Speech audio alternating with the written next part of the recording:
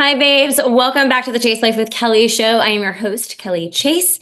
You heard from this guest last week, Lauren Salaun, and where we talked about her journey around, her return to God, return to faith. But also we dived into dating and relationships, feminine energy, masculine energy, and really how to encourage your partner to lead.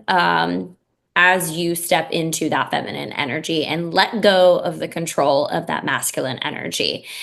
So this week, what we have is she is interviewing me. So we did a podcast swap, and again, I interviewed her, and that's what y'all heard last week. And then after that, she interviewed me for her podcast called Amplify. And therefore, I was like, hey, send me that because I would love my listeners to be able to consume and hear what I had to say in my journey with faith and everything. And if you saw a couple of months ago, I did share about the reason why I got a Bible and my faith journey and everything. But maybe you missed that, or maybe it's good to hear again.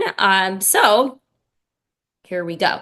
I'm going to tell you exactly. And it is long-winded in the sense of like, I'm telling you because every detail matters, like the stories that lead up to me getting a Bible, just my relationship with God, universe, I still use those a little bit interchangeably, but it is becoming more God centric. And yeah, but anyways, I hope that you enjoyed today's episode. Let me know what you think. And if anything resonated or if anything resonates, please send me a DM because I'd love to hear from you around it.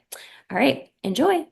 Hey, everybody, and welcome back to Amplify. Today, I'm talking with my friend Kelly Chase, who has been on the show before. And Kelly is a reality TV personality, podcaster, and entrepreneur. She gained fame on Love is Blind season 1, and she now hosts the podcast Chase Life with Kelly, focusing on self-love, relationships, and mindset. She also works as a speaker and coach, offering programs like Rejection to Redemption, Money Magnet, and Goddess Magic Course Bundle. This is such a juicy conversation about relationships, healing, trauma, God, reality TV, like all the things. So I know you're going to absolutely love it. All right, everybody, super excited to be here with my friend Kelly. She is one of the few repeat guests on the show. So last time you heard, I think it was a few years ago at this point, and we were talking about Love is Blind stuff and all of that, which if you guys want to hear more about the reality TV Love is Blind experience, go listen to that episode. And then obviously Kelly talks about it a ton on her own show as well. But right now we're kind of doing like a part 2 of the conversation that we had yesterday. So fun fact, Kelly and I chatted for like over 2 hours yesterday to record for her podcast. And here we are now talking for my own. And so this is like almost like a part 2, which is super, super exciting. And I'm like really pumped to just continue the conversation. So I am too. Thanks for having me. Absolutely. Excited Absolutely. So where we kind of left off, and you guys, we're going to cover all kinds of things, but we on Kelly's show talked about dating, feminine energy. We talked about like faith journey. I talked about demons a little bit. Like we went in a lot of different directions. We talked about like breaking like ancestral, like, spirit patterns and stuff like that and curses, like all kinds of stuff. So we like went in all the directions. So I think for today, I'm so curious because part of if you guys don't know, Kelly and I have been friends for a while and connected through different like mastermind groups, coaching groups, and that kind of stuff. And so we like keep in touch, right? But I saw a few weeks ago, I think it was, you posting on Instagram, I think, or maybe it was TikTok. I don't even exactly remember. And I think you were saying that you had just gotten your first Bible, right? Or you were just starting to go to church. First Bible. Yeah. And I was like, that was a couple months ago, actually. But yeah, oh my gosh, that's already that long. Yeah, but it's yes, it was a couple months So ago. I'm like, I haven't talked too much about it. It's like I like dropped, like, hey guys, got a Bible. Yeah.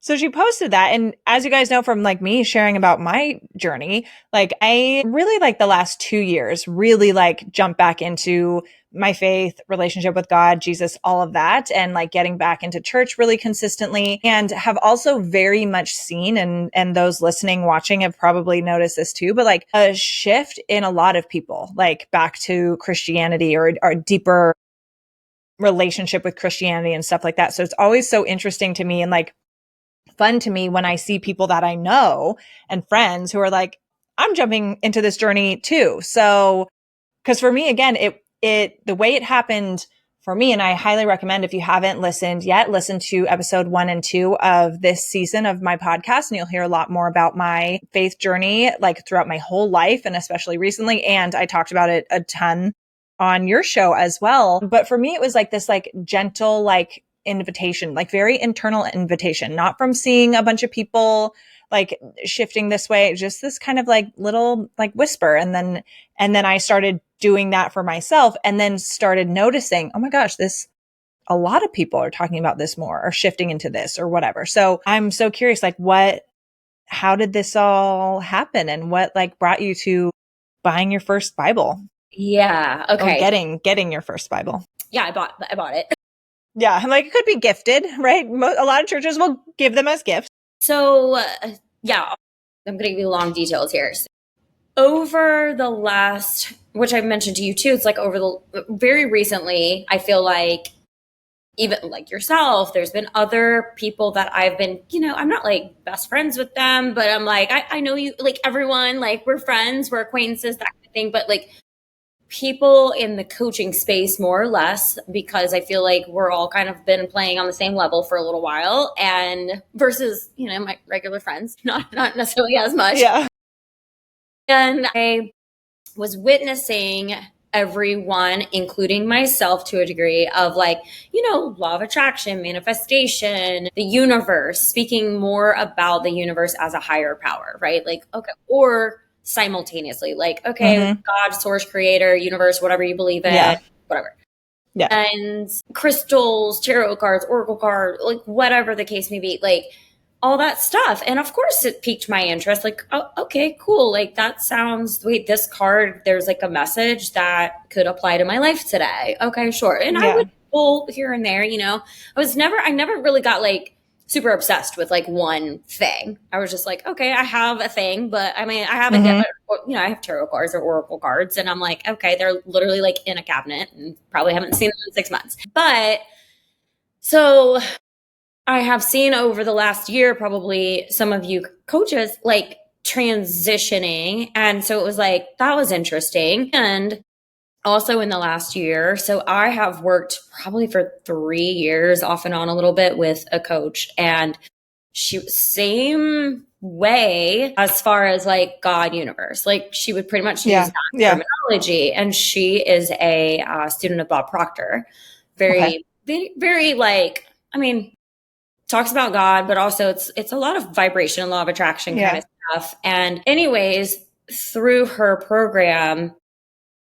all of her programs, again, she would use that language. And then even before she started speaking more God directly, she had invited us to get this book called God Works Through You by Robert A. Russell. And I thought, it's not a thick read at all. Like, it's like maybe 100 pages, but I found the book to be very fascinating in the sense that it like they incorporated some like Bible verses in it, but also it was almost like the like religious spiritual world with the scientific behind it. Like scientifically, if you're like, this verse can mean this, like law of attraction, like, it's all the same thing in a sense, like how it was kind of playing out.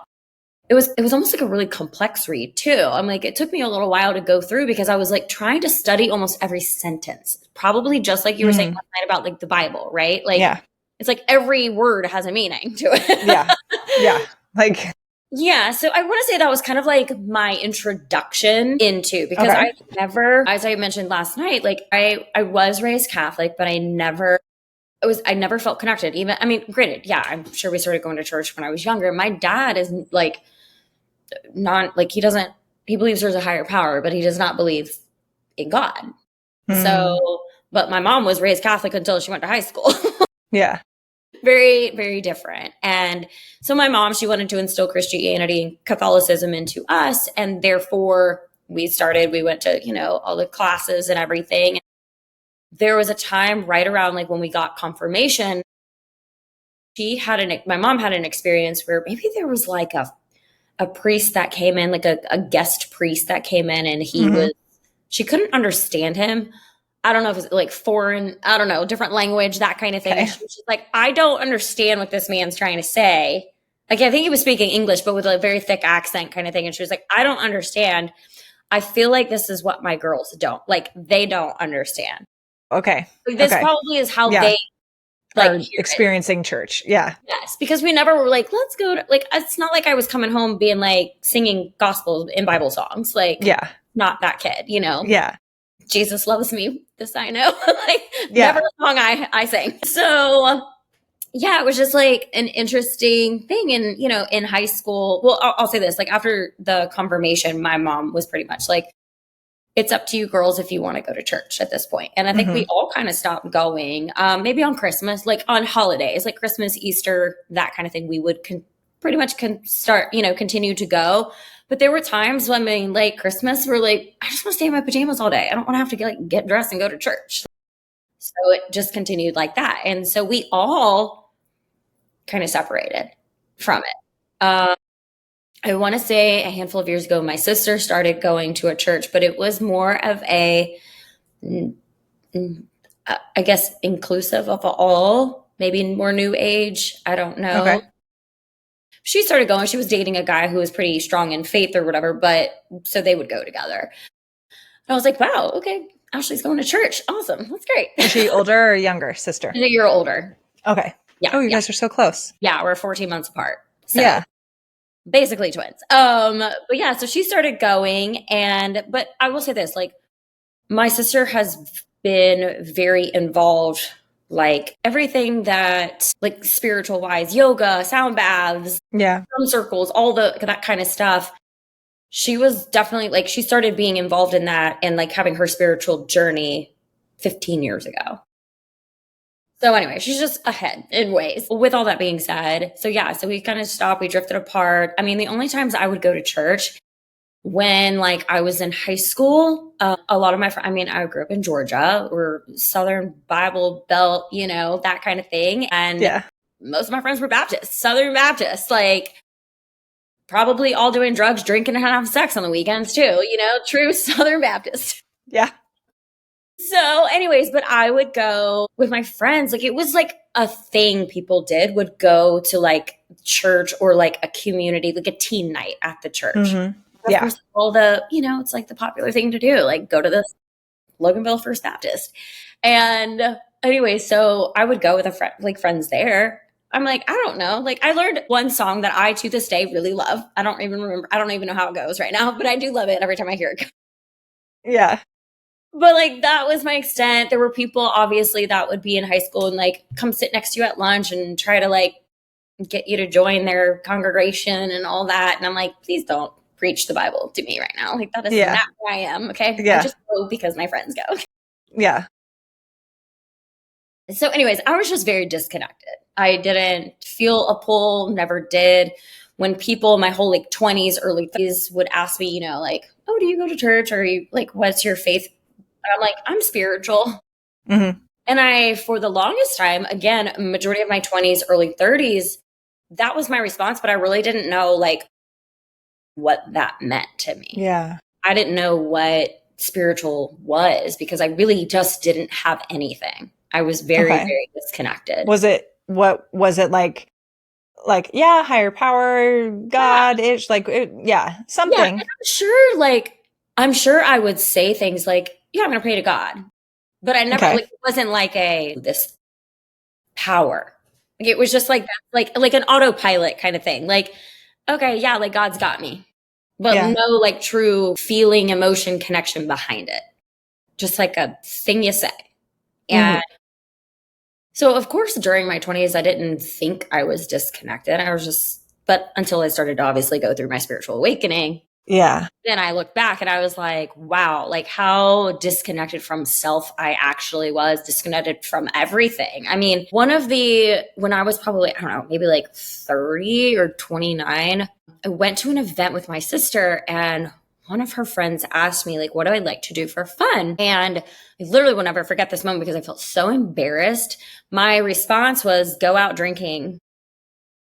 Like, what do you like to do for fun? Like, go out drinking with my friends. And like Yeah. he was like, "Oh, okay." Like, I mean, he didn't say like it wasn't like he Yeah. wasn't Yeah. like Yeah. shaming me or anything, but he was like, "Oh, okay, like cool." I'm sure he was like some artsy fartsy guy. I don't remember, but like Yeah. a lot of the people that my sister hung out with, they were like very musical inclined and like art and just very Yeah. That's grounded so individuals. Yeah. So not that they didn't drink, but like they were right. probably, oh, I'm playing a band or something. Like Yeah. they had another thing going on. And anyways, when I said it, like came out of my mouth, and I was like, I don't know what I like to do for fun. I don't know. Like, Interesting. that's what You're I like do. going out drinking. Like yeah, Like, that's that's the what I thing. do. Every weekend was go out drinking with my friends Yeah. because, I mean, yeah, I'm sure there was like one-off weekends I'd go do something different, of course, but like that was my life for 10, 12 years. I Yeah. mean, ever since I graduated college, even when I dated someone right after college and I was in a 2.5 year relationship with him, and that's what we did too. We'd go out. Yeah, So I was talking to someone this weekend and it was crazy because I feel like that was my post college cuz I turned 21 like right before senior year of college, I think. And so like my post college like 21, 22, 23, I was going out drinking with my friends so much. yeah. It's crazy. And then met my ex-husband at 23 and Mm, he doesn't drink. I mean, I don't think he does now still, but didn't drink while we were together. And so I drank a lot less. And mm. then when we split up, I like, it's never been something I've gone back to, but I was like, gosh, that's like the main, but I don't know. Is that just like part of your 20s, I guess? And like, Right, I don't it's know. like, I mean, maybe. I mean, maybe. yeah, but like a lot. I'm like, that was like the main social activity, like going out and drinking. Yeah. I mean, it was like just go to the new bar, go to the same stomping grounds, and go to and then I was a bartender for a couple of years also, and so then all my friends would come to the bar. It was just a thing. Yeah. So let me think. In like 2000 after like 28, when I turned 29, I had like went through, I just broken up, me and a guy. I mean, I thought I was going to marry him. And let me say this. I thought I was going to marry him because like it's the first person that ever said like, you're going to be my wife someday kind of thing, and like first and only time I've ever spent Christmas away from my family was to like go do Christmas with his parents. And looking back, I didn't know who I was in that relationship. Like I was totally not a different person, but a different person. I don't even know how to explain it, but I lost myself in him. He was extremely attractive, very charming. I lost myself in him. Like there were certain things like, friends of mine would invite me, for an example, like there was a wedding. A friend of mine from college invited me to their wedding. And this was a couple, like I knew both the groom and the bride. I didn't necessarily like stay in touch. We weren't like very close, but they were friends of mine. And I was like, oh my God, I feel so honored that they invited me to their wedding. Like, how nice. Like, that's a plate of food they have to feed, like Mm. that's awesome. And so I'm like, you're going to come with me to this wedding. The day of the wedding, he's like, do we really have to go? And I was like, well, I mean, I don't know, like, yeah, I mean, I would like to go. It'd be fun to see like my Yeah. college friends. Like, it's not just them. Like, I'll see a bunch of my college friends, there Yeah. too. And he was just like, I don't know. I was just like, don't really feel like going. Like, and I'm like, okay, I didn't go to this wedding.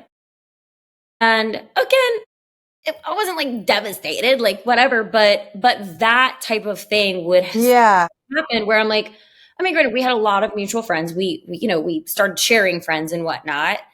But I almost felt like things like that where he was just like not interested. And I'm like, but I attend all the things your friends are doing. Right. Yeah. So Yeah. And so I was you're like sacrificing, but like, yeah, like not doing the things that make you happy and stuff like, like that, that yeah, are like, you can look at that and be like, oh, well, that's not that big of a deal. But it's like, but if but if you're constantly like saying no to things that you would enjoy that aren't like bad, right? Like, Yeah. but then still doing them for your partner, it's you're like lessening yourself. Yes. Yeah, exactly. And it's not like it happened all the time. I mean, he was extremely empowering. I will say this person, what is really ironic and funny about it all. So my brand, Chase Life with Kelly, he came up with that name. He encouraged me to go to get my health coaching certification. He encouraged me he actually bought my like training to become a spin instructor. There were things that he was like very like encouraging and ambitious about for me, like wanted me to become a better person, and like now, like again, kind of looking back at things, I'm like, maybe I was just, I think what we were talking about last night, like I'm the problem. Like there were things, maybe he saw the potential in me, but I didn't see it in myself. And I was just like, okay, I'll do anything you want. Like, okay, I don't know. I don't know how to explain our relationship because I feel like we had a great relationship. And also I felt like it was a bit manipulative and narcissistic also. There were some things. Yeah. I mean, granted, it wound up with him cheating on me. So yeah. Okay.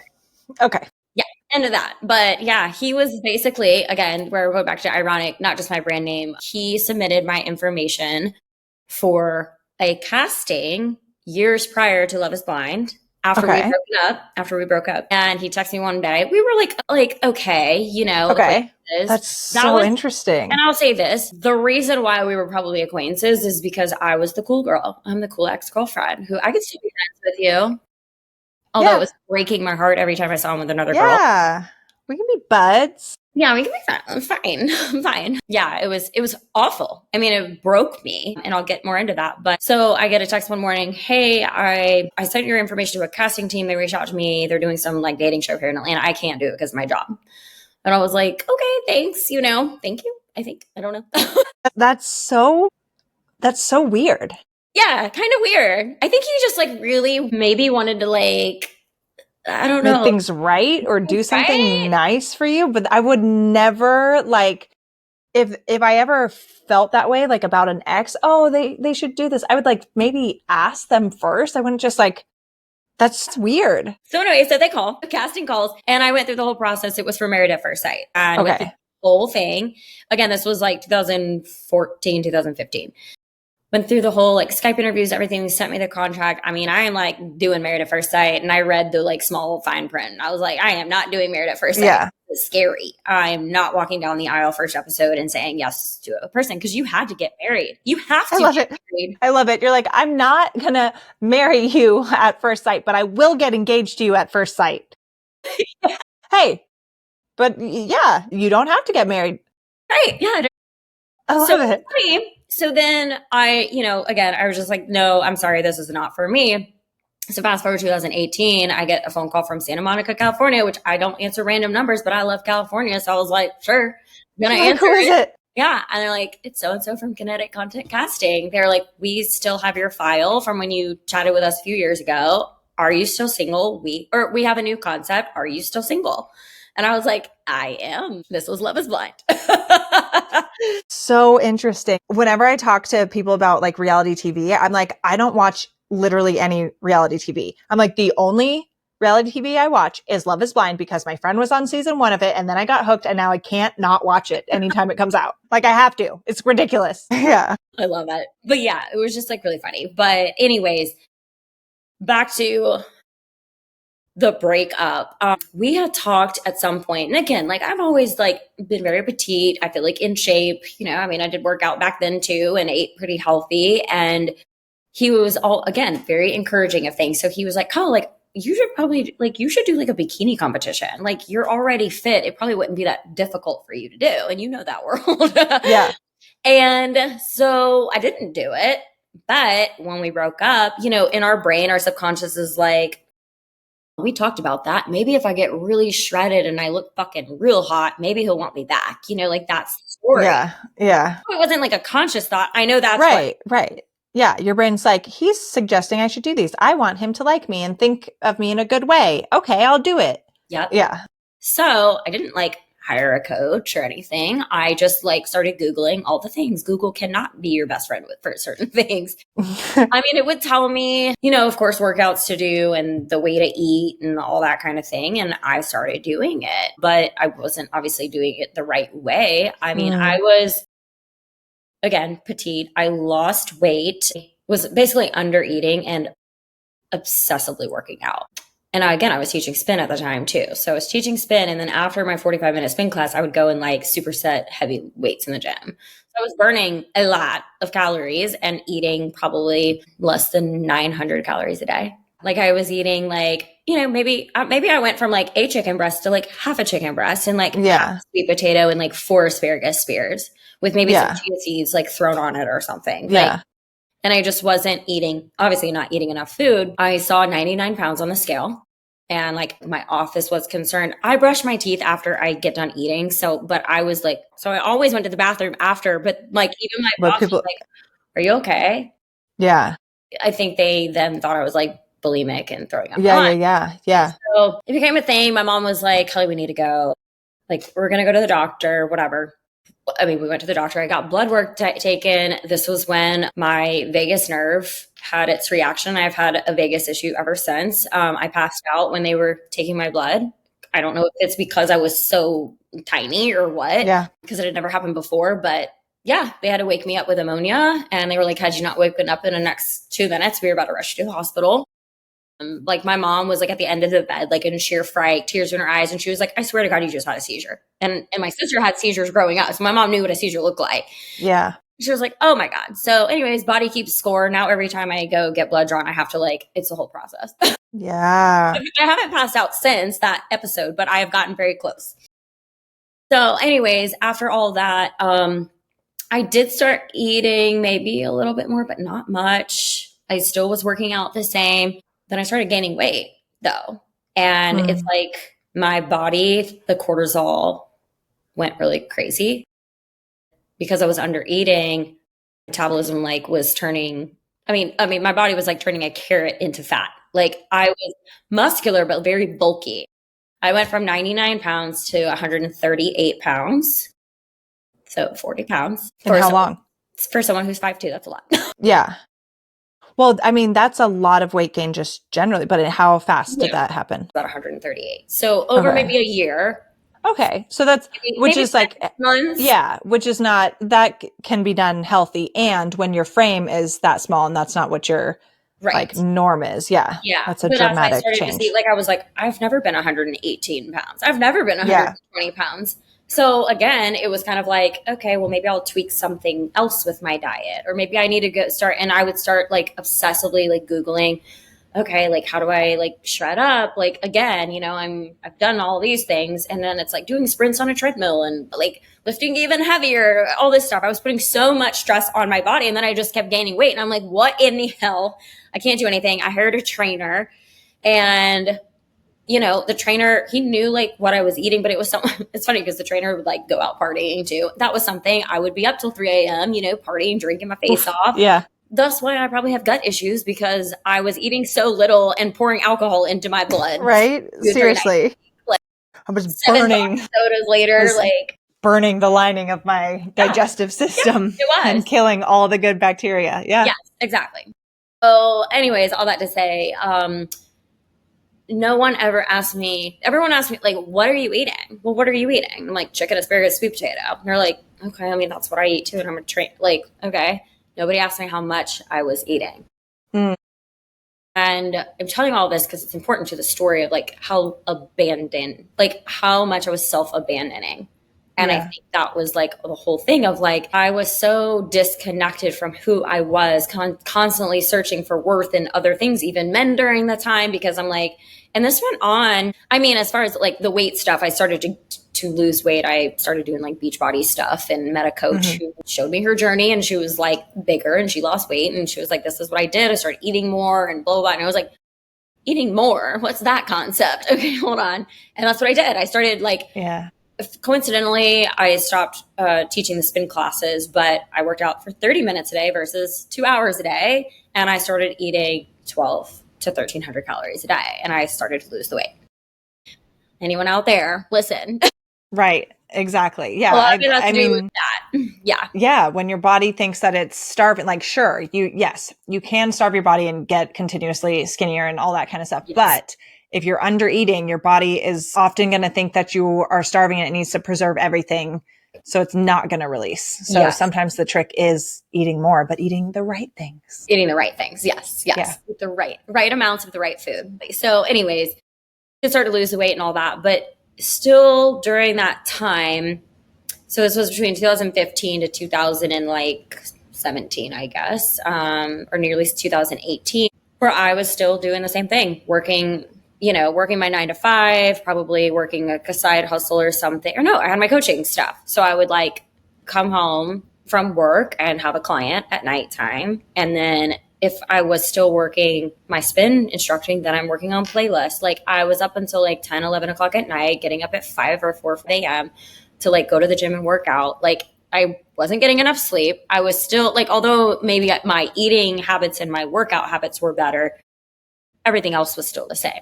Nothing else had really changed. And I'm like, just losing myself in guys. Like I was very quick to that guy gave me attention. And although I was like attracted to him, like, I was attracted to him. I probably sleep with them a little too prematurely. And they had no like intention of actually being with me and dating me and that kind of thing. And I'm sure that I had anxious attachment style, needy, graspy energy. Like, why aren't you calling me? I'm sure that happened. And in 2017, middle of then, a guy I connected with like on Instagram, he was reading personal development books and like journaling and doing a lot of self-love practices. And he was showing it. And we connected, and he had gone through IIN, the same health coaching school as I did. And I was like, okay, cool. And he's like eating very similarly, all this stuff. And I was just like, but also I'm like, I don't like, none of my friends are doing that stuff. Like, I don't know anyone. I don't know anyone doing that. Like, he awakened that to me. And although I told you that my sister had been doing that, I wasn't like I wasn't hanging out with my sister because she's doing that and I'm drinking and dancing on tables at bars probably. Right. I would go to some things with her, but I was like, just not into it. But then there's this cute boy on the internet and I was like, oh, okay, he's doing it. Yeah. Oh, maybe I'll listen. Yeah. So, I mean, I read the book, The Miracle Morning by Hal Elrod, and that like changed everything. I still, not religiously, quote unquote, but I still pretty much do the same like lifesavers concept that's introduced in that book to this day. And that practice started my spiritual awakening because I would wake up, 6 a.m., 5 o'clock in the morning, whatever, before everybody else was awake. And I would do my like 10 minutes of, prayer, meditation, silence, affirmations, visualizations. I'd go to work out, I'd journal, I'd read some pages in the book. And I just started feeling more connected to myself. And during that time, I quit corporate America and started just tuning into the health coaching and fitness training. Yeah. So I was doing what I wanted to do also. And then I like went on a trip by myself. I did like a solo travel. There was just so much self-exploration and I pulled away. Like it was a very also isolating time in my life. But that 2018, that's when I met you in Angie Lee's program. Yeah. We're part of a journey. Yeah. Oh my gosh. Like everything started, like my parents would call me. I remember like on a Friday night, "Oh, what are you doing? Who are you like going out with?" And I'm like, "I'm not." And they're like, "Are you okay?" This was like, my life. Did we call? Yeah. Do we need to do a wellness check? Are you all right? Yeah. I'm like, "I'm fine. I'm just reading a book." And they're like, "Yeah. You're reading a book? What do you mean?"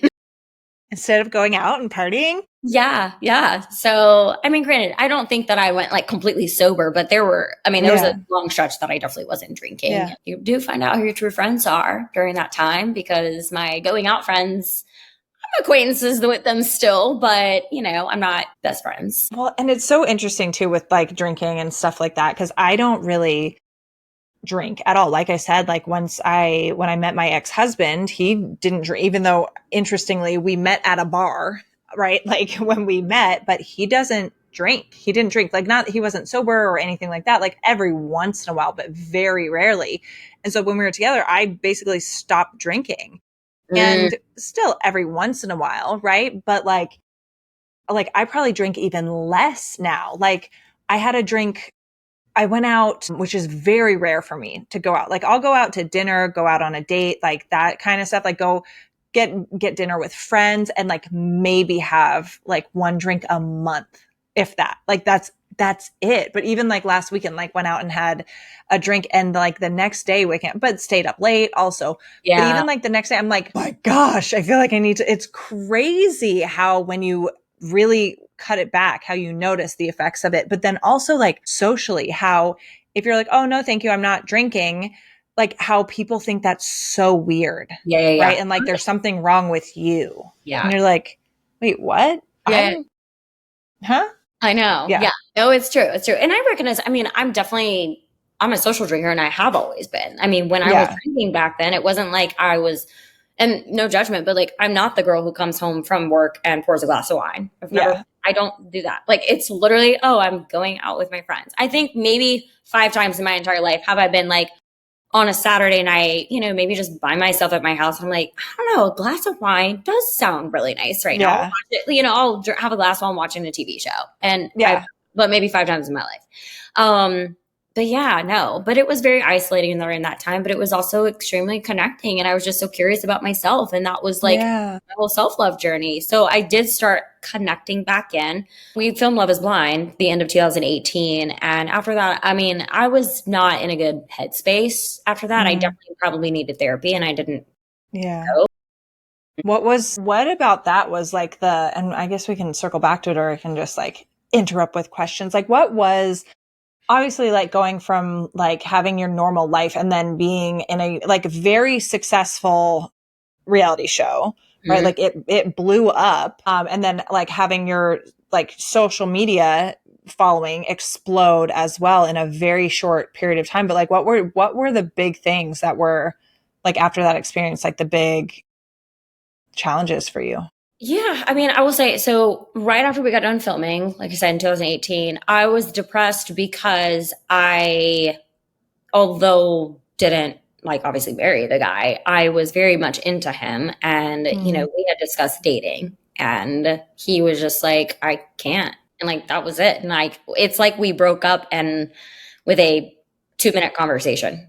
And I was like, wait, what? What do you?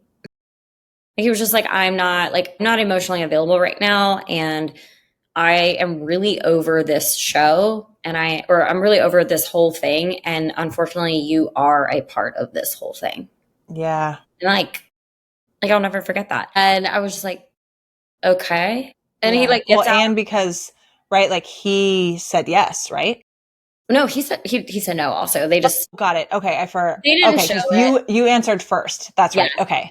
You but they didn't show that. They made it look like I broke his heart. You broke his heart. Right. Okay. So, but we both knew we were going to say no, but the whole like plan all along was like, okay, we're not doing this, but like, we're going to date afterwards. Got it. That's right. Okay.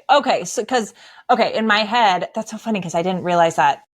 Yeah. Because in my head, I'd be like, oh, well, yeah, I guess that makes sense if then he didn't want to date. Oh, sucks though. Because if you're going like, that's kind of the expectation. Like, okay, but after this, we'll see what happens for real. You know, it was like I will say I felt blindsided. There was maybe 2 instances leading up, like within the week though, maybe the week and a half that I was like, something was off. Like he was saying, I love you the whole time to me. And there was one time he did not say, I love you. And I was like, that was weird. Maybe he was just in a mood. I don't know. So I just kind of like, but I didn't approach him about it. Yeah. Interesting. So that's what we do. You know, sometimes we know though. Like, we know. Red flag it. And like, we just dismiss it kind of thing. So anyways, so I was just really heartbroken. I remember like that was middle of November and I started working with Aaron a few weeks later again, cause like to distract myself, I have to like go all in on my business and blah, blah, blah. And like, let's void out how I'm feeling right now. Cause I do not want to feel how I'm feeling. And she asked me, we eventually got to it. So it may have been like a month or so later. And she was like, are you like in so much pain? Are you like so hurt by this because you were like really like madly in love with him? And it's just so painful for you? Or are you actually like, or is it the pain of rejection? And I was like, whoa. Yeah. And I sat there for a second and I was like, rejection. Cause no, I am not in love with that man. I would have probably said yes at the altar if I had been. Like, I was learning to love the man I was getting to know. I really liked him, but No, I wasn't in love with him. It was the pain of Yeah. rejection. And again, Yeah. like we talked about last night, what was my spirit of rejection? Yeah. Yes, the rejection, but then being like, wait, we had a plan. We had an agreement. Yeah.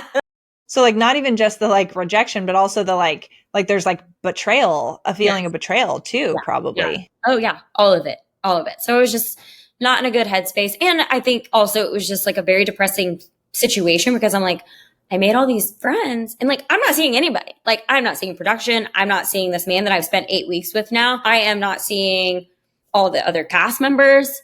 These people that I got real close with in 8 weeks, everything was gone. Yeah. And I'm like, how does your brain wrap itself and your Yeah. emotions? Like I cried probably Well, every time because I filmed too, because it you're was like, all this shit. And I'm like, oh my God. well, and because like that whole experience like trauma bonds you with each other, Yeah, it does. you know, It's like crazy. the whole thing. Wait, so I'm so curious. Yes. And I think you're probably allowed to say this at this point because you've spilled a lot of beans about the show. Wait, so then do most people when they go up to the altar, do they know what each other's going to say? Some don't. We just talked about it. No, some like don't. Giannina and Damien, absolutely not. That's why she ran away and slid down the embankment. Like she was devastated. Yeah. Yeah. No. Well, like obviously that makes sense. I mean, we're not supposed to talk about it, right. but you know. Because it's so funny because I've talked to Melissa, who you know. Mhm. I've talked to her so much and just like and like you guys, we talked a little bit about dating on Kelly's show last night, which most likely will come out right before this episode comes out. And for those listening to my show, you obviously know I talk about dating a lot and everything, but I joke and I've like talked to Melissa. I'm like, I would crush it on Love is Blind. Like I would crush it. But which is like, gosh, I'm going to reveal too much with what I'm about to say. But like, it's like part being neurodivergent because like I can get along with anybody if I want to. And like, and not just if I want to, because now it's going to sound like I'm just like a really manipulative person and that's not what's happening. But like one of the things with being neurodivergent is like you unknowingly, a lot of the time unknowingly will mirror people. Right. Oh, And okay. so like, and can be very adaptable without completely realizing it. And so a lot of my experience in my dating life this is my experience in my dating life generally, but before I really refined like what I was looking for, it was like happening all the time because I was like, sure, I'll see what you're like, you know, but I used to be like, oh, I can feel a connection with all kinds of different people, like that sort of thing. But what would happen is people would get connected to me so fast. So fast. You're like nothing I've ever experienced. Oh my gosh, your energy, like that sort of thing. And which is very flattering. Very flattering. And sure, some of that also when people say that is like toxic and they're a narcissist and stuff like that. And they're just trying to make you feel special and like the only thing in the world, right? But it would happen so consistently that I'm like, oh, here we go again. It's been one date, you know, like there they go. And then I started realizing as I started doing a lot more like research on like neurodivergence and all that kind of stuff. I'm like, oh no, it's because like I'm not being fake because that's not what it is. I'm not being fake and manipulative, but like I can like it's this whole like mirroring thing that like I can genuinely be like excited about like talking about whatever it is that we're talking about, right? Sure, if it's boring as heck to me, like I'm not gonna want to talk about that, but like I can find things to be really activating with just about anybody. And so I had that experience like so consistently with dating, like almost not always, right? Because there are plenty of people who I haven't been their favorite person. Right. Plenty of people. That's not entirely true. There have been a few. People probably like, this girl is so full of herself. No, there have been like a couple who are, you know what? And that's fine. I'm not their number one choice. I'm okay with that. I'm not going to be everybody's, right? But like the overwhelming majority, it's like oh my gosh, like I think you're everything I've been looking for. Like, and I'm like, well, you're not what I'm looking for. So, okay, see ya, but thank you. I'm flattered. But that's where I'm like, I would crush it at Love is Blind. I'm like, I would have I could whichever one I wanted. I could make it happen. But I think it would be I would have to, the only way I could do that is like do the show is if and this is the only way I can do any dating show it's so funny because back when I was married, I used to think like, oh, if I were ever single, I would totally go on The Bachelor or Bachelorette. That would be so fun, you know? And then when I became single, I was like, nah, I'm good, you know? Yeah, Not yeah, that yeah. I like got invited to, but I didn't like choose to apply or seek that out. Right. But like, yeah, I would have to go into it, which I'm sure is how a lot of people, right? Like, not with the right intentions. Like, okay, like, yeah, we're going to go into it to like build an audience and to like have the experience and like all of that kind of stuff because you should be strategic with something like that. And like if a relationship comes out of it as a byproduct, cool, right? But I would have to knowingly like play the game. But I was like, I feel like I'd clean the house. Yeah, you would. I That's think such a you douchey thing to say. would. Such a douchey thing to say. But I think so. Yeah. Like, kill it. I love you. But yeah, like that was like just to circle back to your question to finish it, the after the show aired, my biggest challenge is if anyone wants to do a reality TV show, you will be met with your spiritual awakening regardless, whether it is Yeah. immediately or in 10 years after you have gone off the deep end of becoming obsessed with the fame and all of that, doing the parties and the drugs and all of that. Because you will at some time, I'm sure, if you fell into that loophole, you would probably hit rock bottom and you would need to find God. But I did not do that. It's like I had done so much work for myself during that time in between filming and the show airing. Because again, it filmed end of 2018. It did not air until February of 2020. So there was 15 months and there was a lot of Wow. coaching. That's so crazy. Yeah.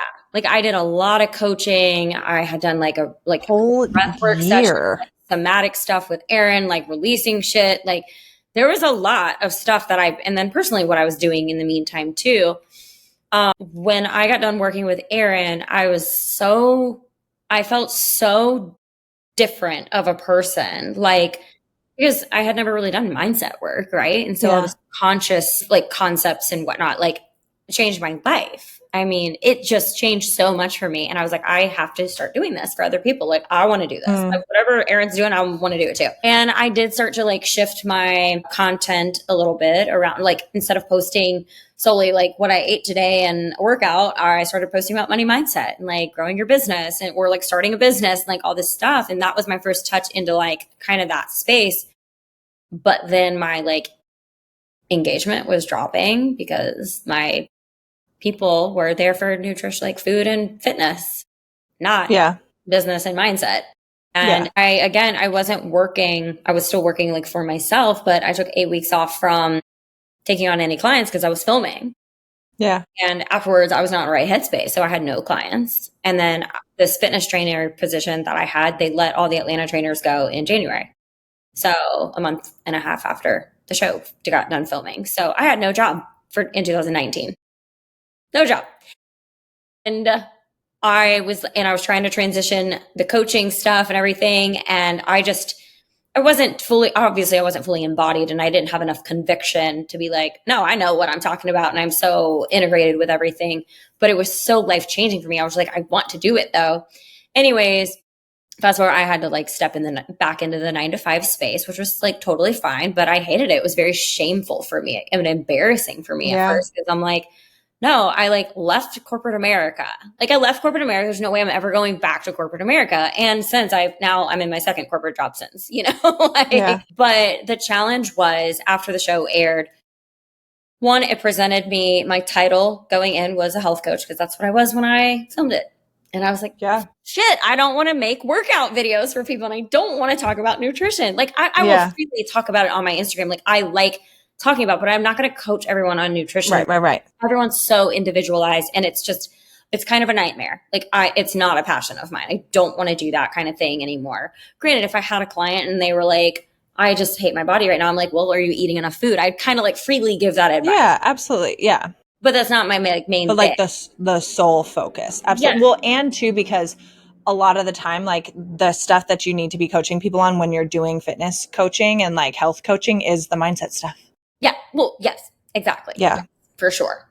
But I think I just wanted to like do more focus with entrepreneurs and, it's a different crowd in a sense. So anyways, I was like, well, shit, now I'm like this identity over here and the world is telling me I'm this over here. And it was real hard because I was like, okay, all my people pleasing, like, I mean, I was like trying to heal some people pleasing when I was with Aaron.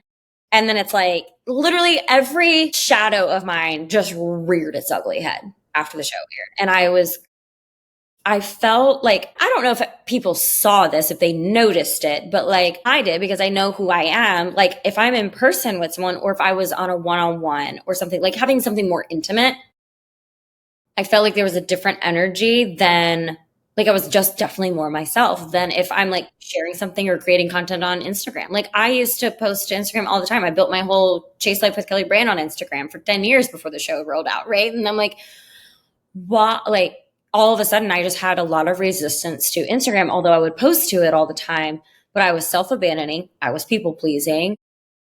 I had a lot of imposter syndrome. I got caught up in the metrics of everything. So like, one of my cast members who, like Giannina, she's like 2 million followers, right? I'm like, I have 300 something thousand, which is great. Love it. Amazing. But I was like comparing myself to her and I'm like, you have so many other followers. Like, of course you have 100,000 likes on your post. Like, I was like, but the dialogue was like, why don't people like me? Why aren't they liking my stuff? But of course it's like the algorithm too. Right. Like that has like such a big focus. My content was like influencer, also coaching material too. And it's a different way to say things. Like the coaching, how you show up coaching, I feel like is different than how you show up as an influencer. Mm-hmm. Or it can be. And maybe I'm wrong in that, but that's how it felt. And again, like kind of how we were taught, like going through coaching programs and whatnot, it's like, okay, when you're a coach, you speak to like your ideal audience and like blah, blah, blah. And when you're an influencer, you speak to the freaking masses and you talk about all kinds of things, right? And I'm like, okay, but I'm going to like talk about this over here. So it's like these people who are showing up to see like what I ate for lunch and how I brushed my hair were like, I don't care about that. And so it's like unfollow or like just dropped engagement all the time. Yeah. So my engagement dropped and it took me for a tailspin. I mean, it was very chaotic. And so anyways, I had to like step back into corporate. Well, I'll say this. I left corporate America a year after the show aired. Mm-hmm. So I was in corporate America. I was at a job.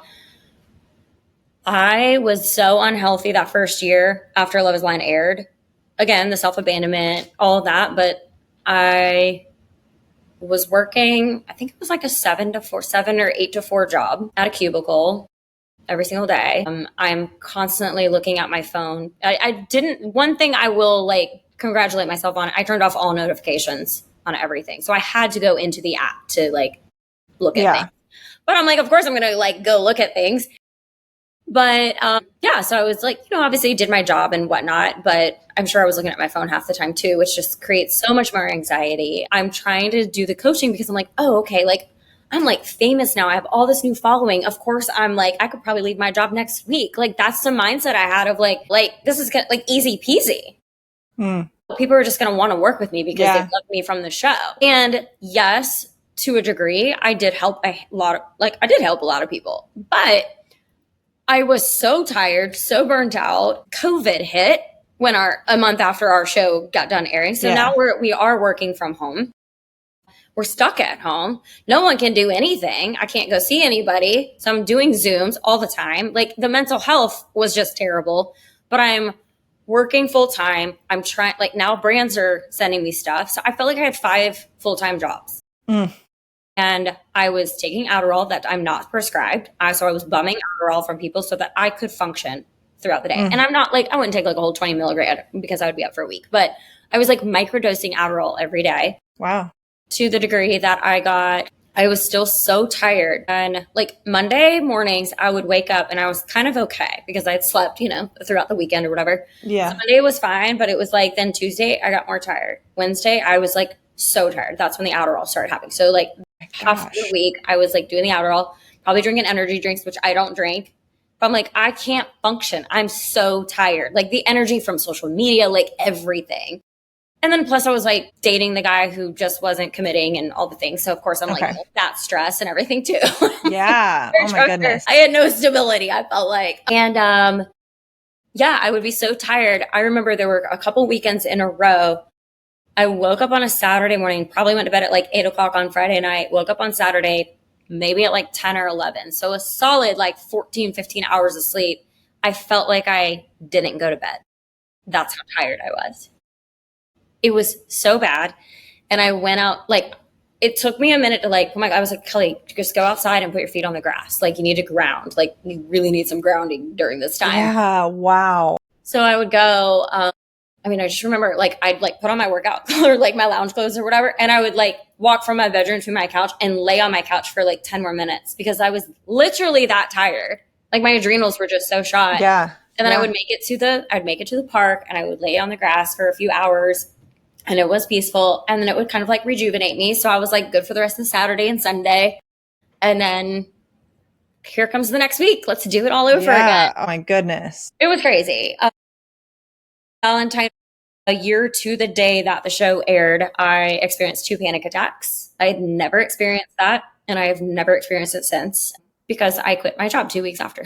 I was like, my health is so much more important. Like, I can't. I kept telling my parents, I know I'm like old enough to like make my own decisions, but I had debt back then when the show aired. I had debt. And so like in hindsight, I'm like, okay, what would I have done differently? I would have taken the brand deal money, like the money I was making from brand deals and actually saved it versus not paying off my debt because whatever, the debt's going to be whatever. I don't care.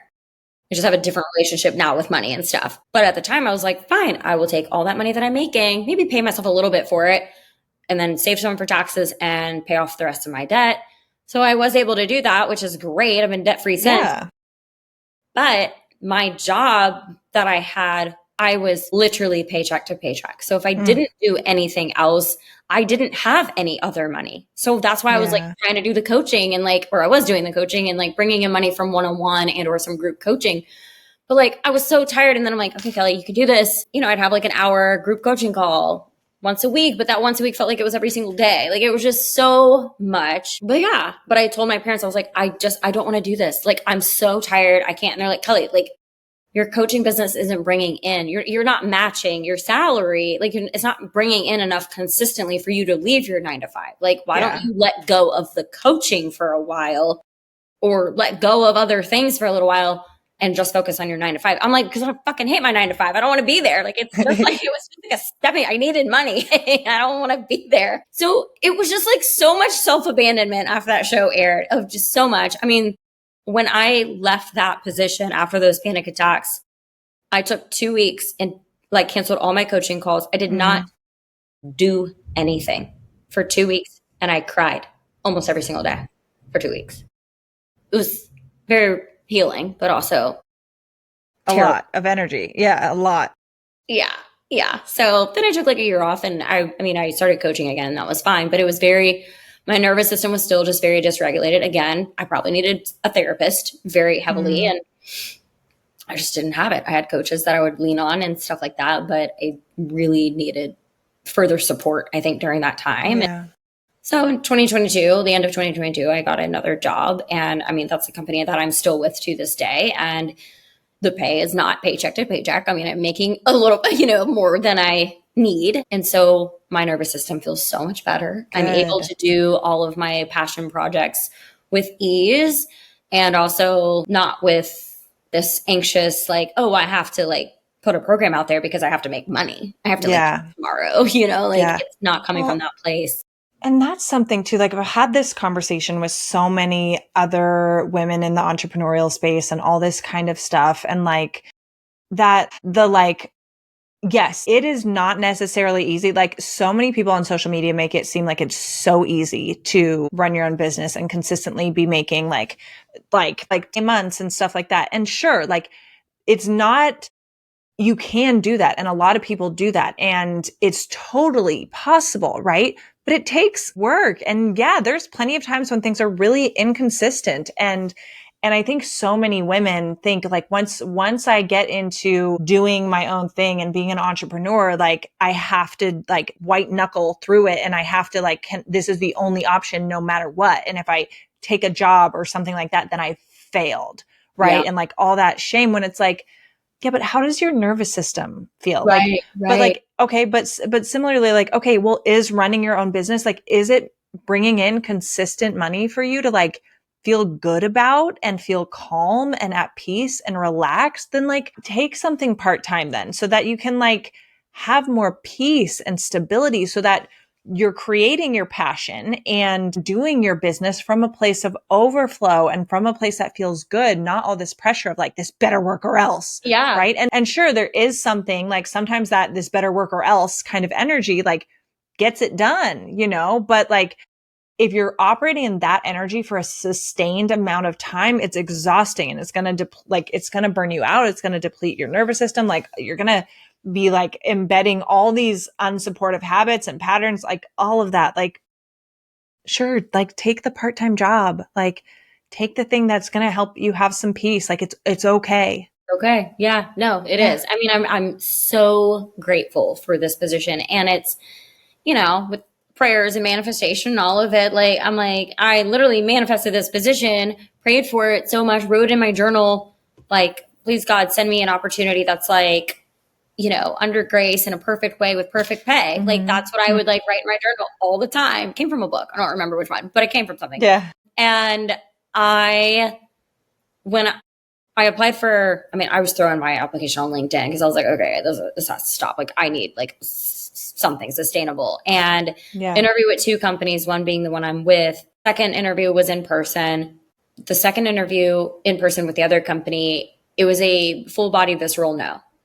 Like, not that they were like, it was fine. Like, people were nice, but it was like, this is a startup. It's inside sales. I was like, nope. Yeah. Absolutely not. Kelly is startup means there's caged in an office building. Nope. Yeah. And the job that I have, so the position I applied for, it would have been kind of like inside, not like inside, just like management, more or less, like account management, that kind of thing.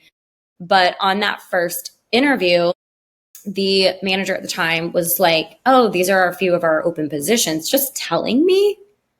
And one of them is the role I'm in now.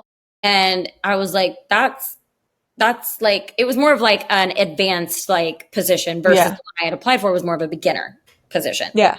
So I was like, I'm more qualified for that position. And he was like, and he like pulled my resume back up and he was like, you've been in like sales and you're an entrepreneur. Like, you've started your own business. Like, yeah, you've been doing this for like 15 years, basically. Yeah. Like, okay. And it was $20,000 more. Amazing. And so like, yeah, I did 2 interviews and got the job. Nice. That was it. And I was like, great.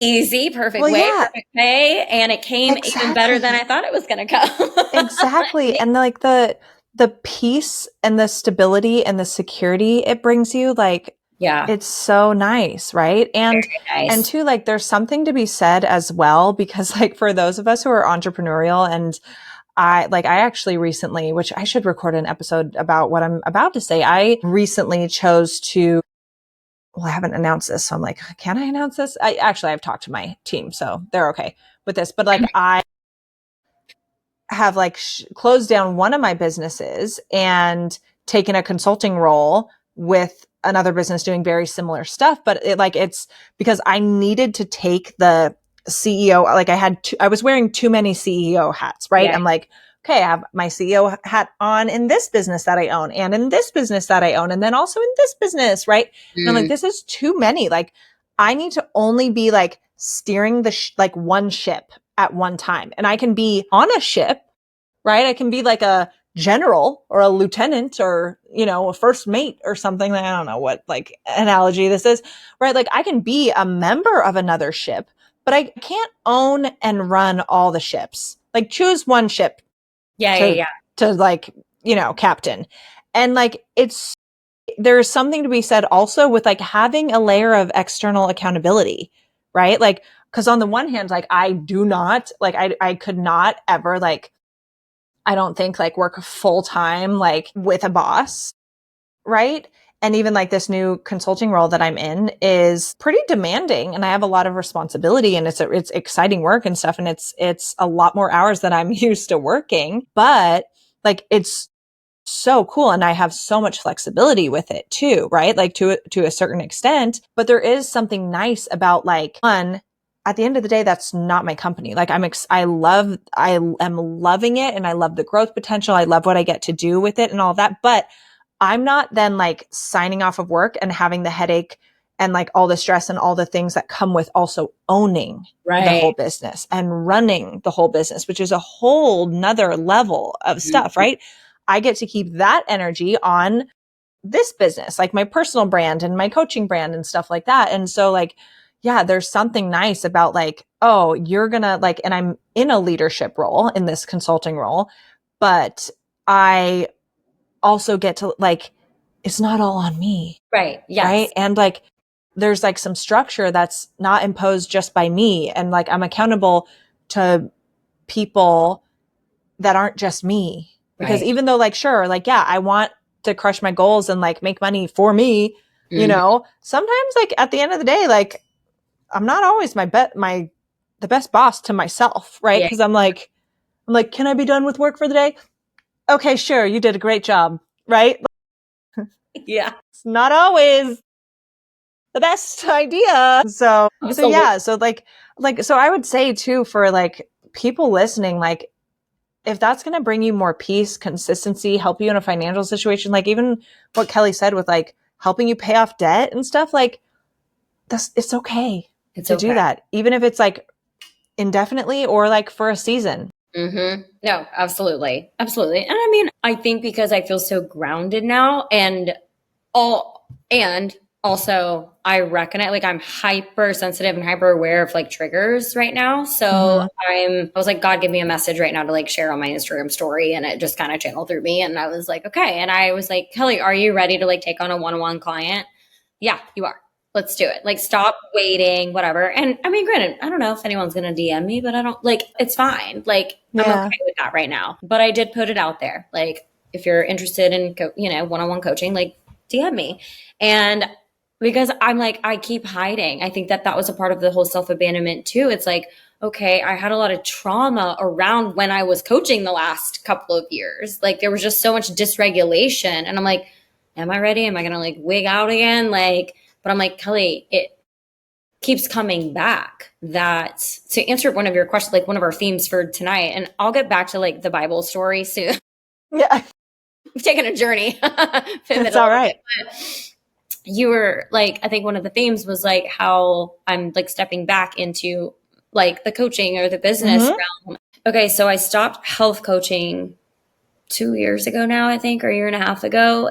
And it was great to not have that coaching for a little while because I was like, and I also had taken a little break with my podcast too. So I'm like, really the only thing I quote unquote had to do was like post things on social media. And the only time I really had to is if I had a brand deal. I mean, otherwise I could just ghost social media. Like I don't have to post there every day, but like I've been doing it for so long, I feel called and like there's impact there too. Like I do have things that I want to share and stuff. So anyways, there was a time though when I really wasn't doing too much. And I was like, this is actually really nice to just like at 5:00 be done and not have anything else to do.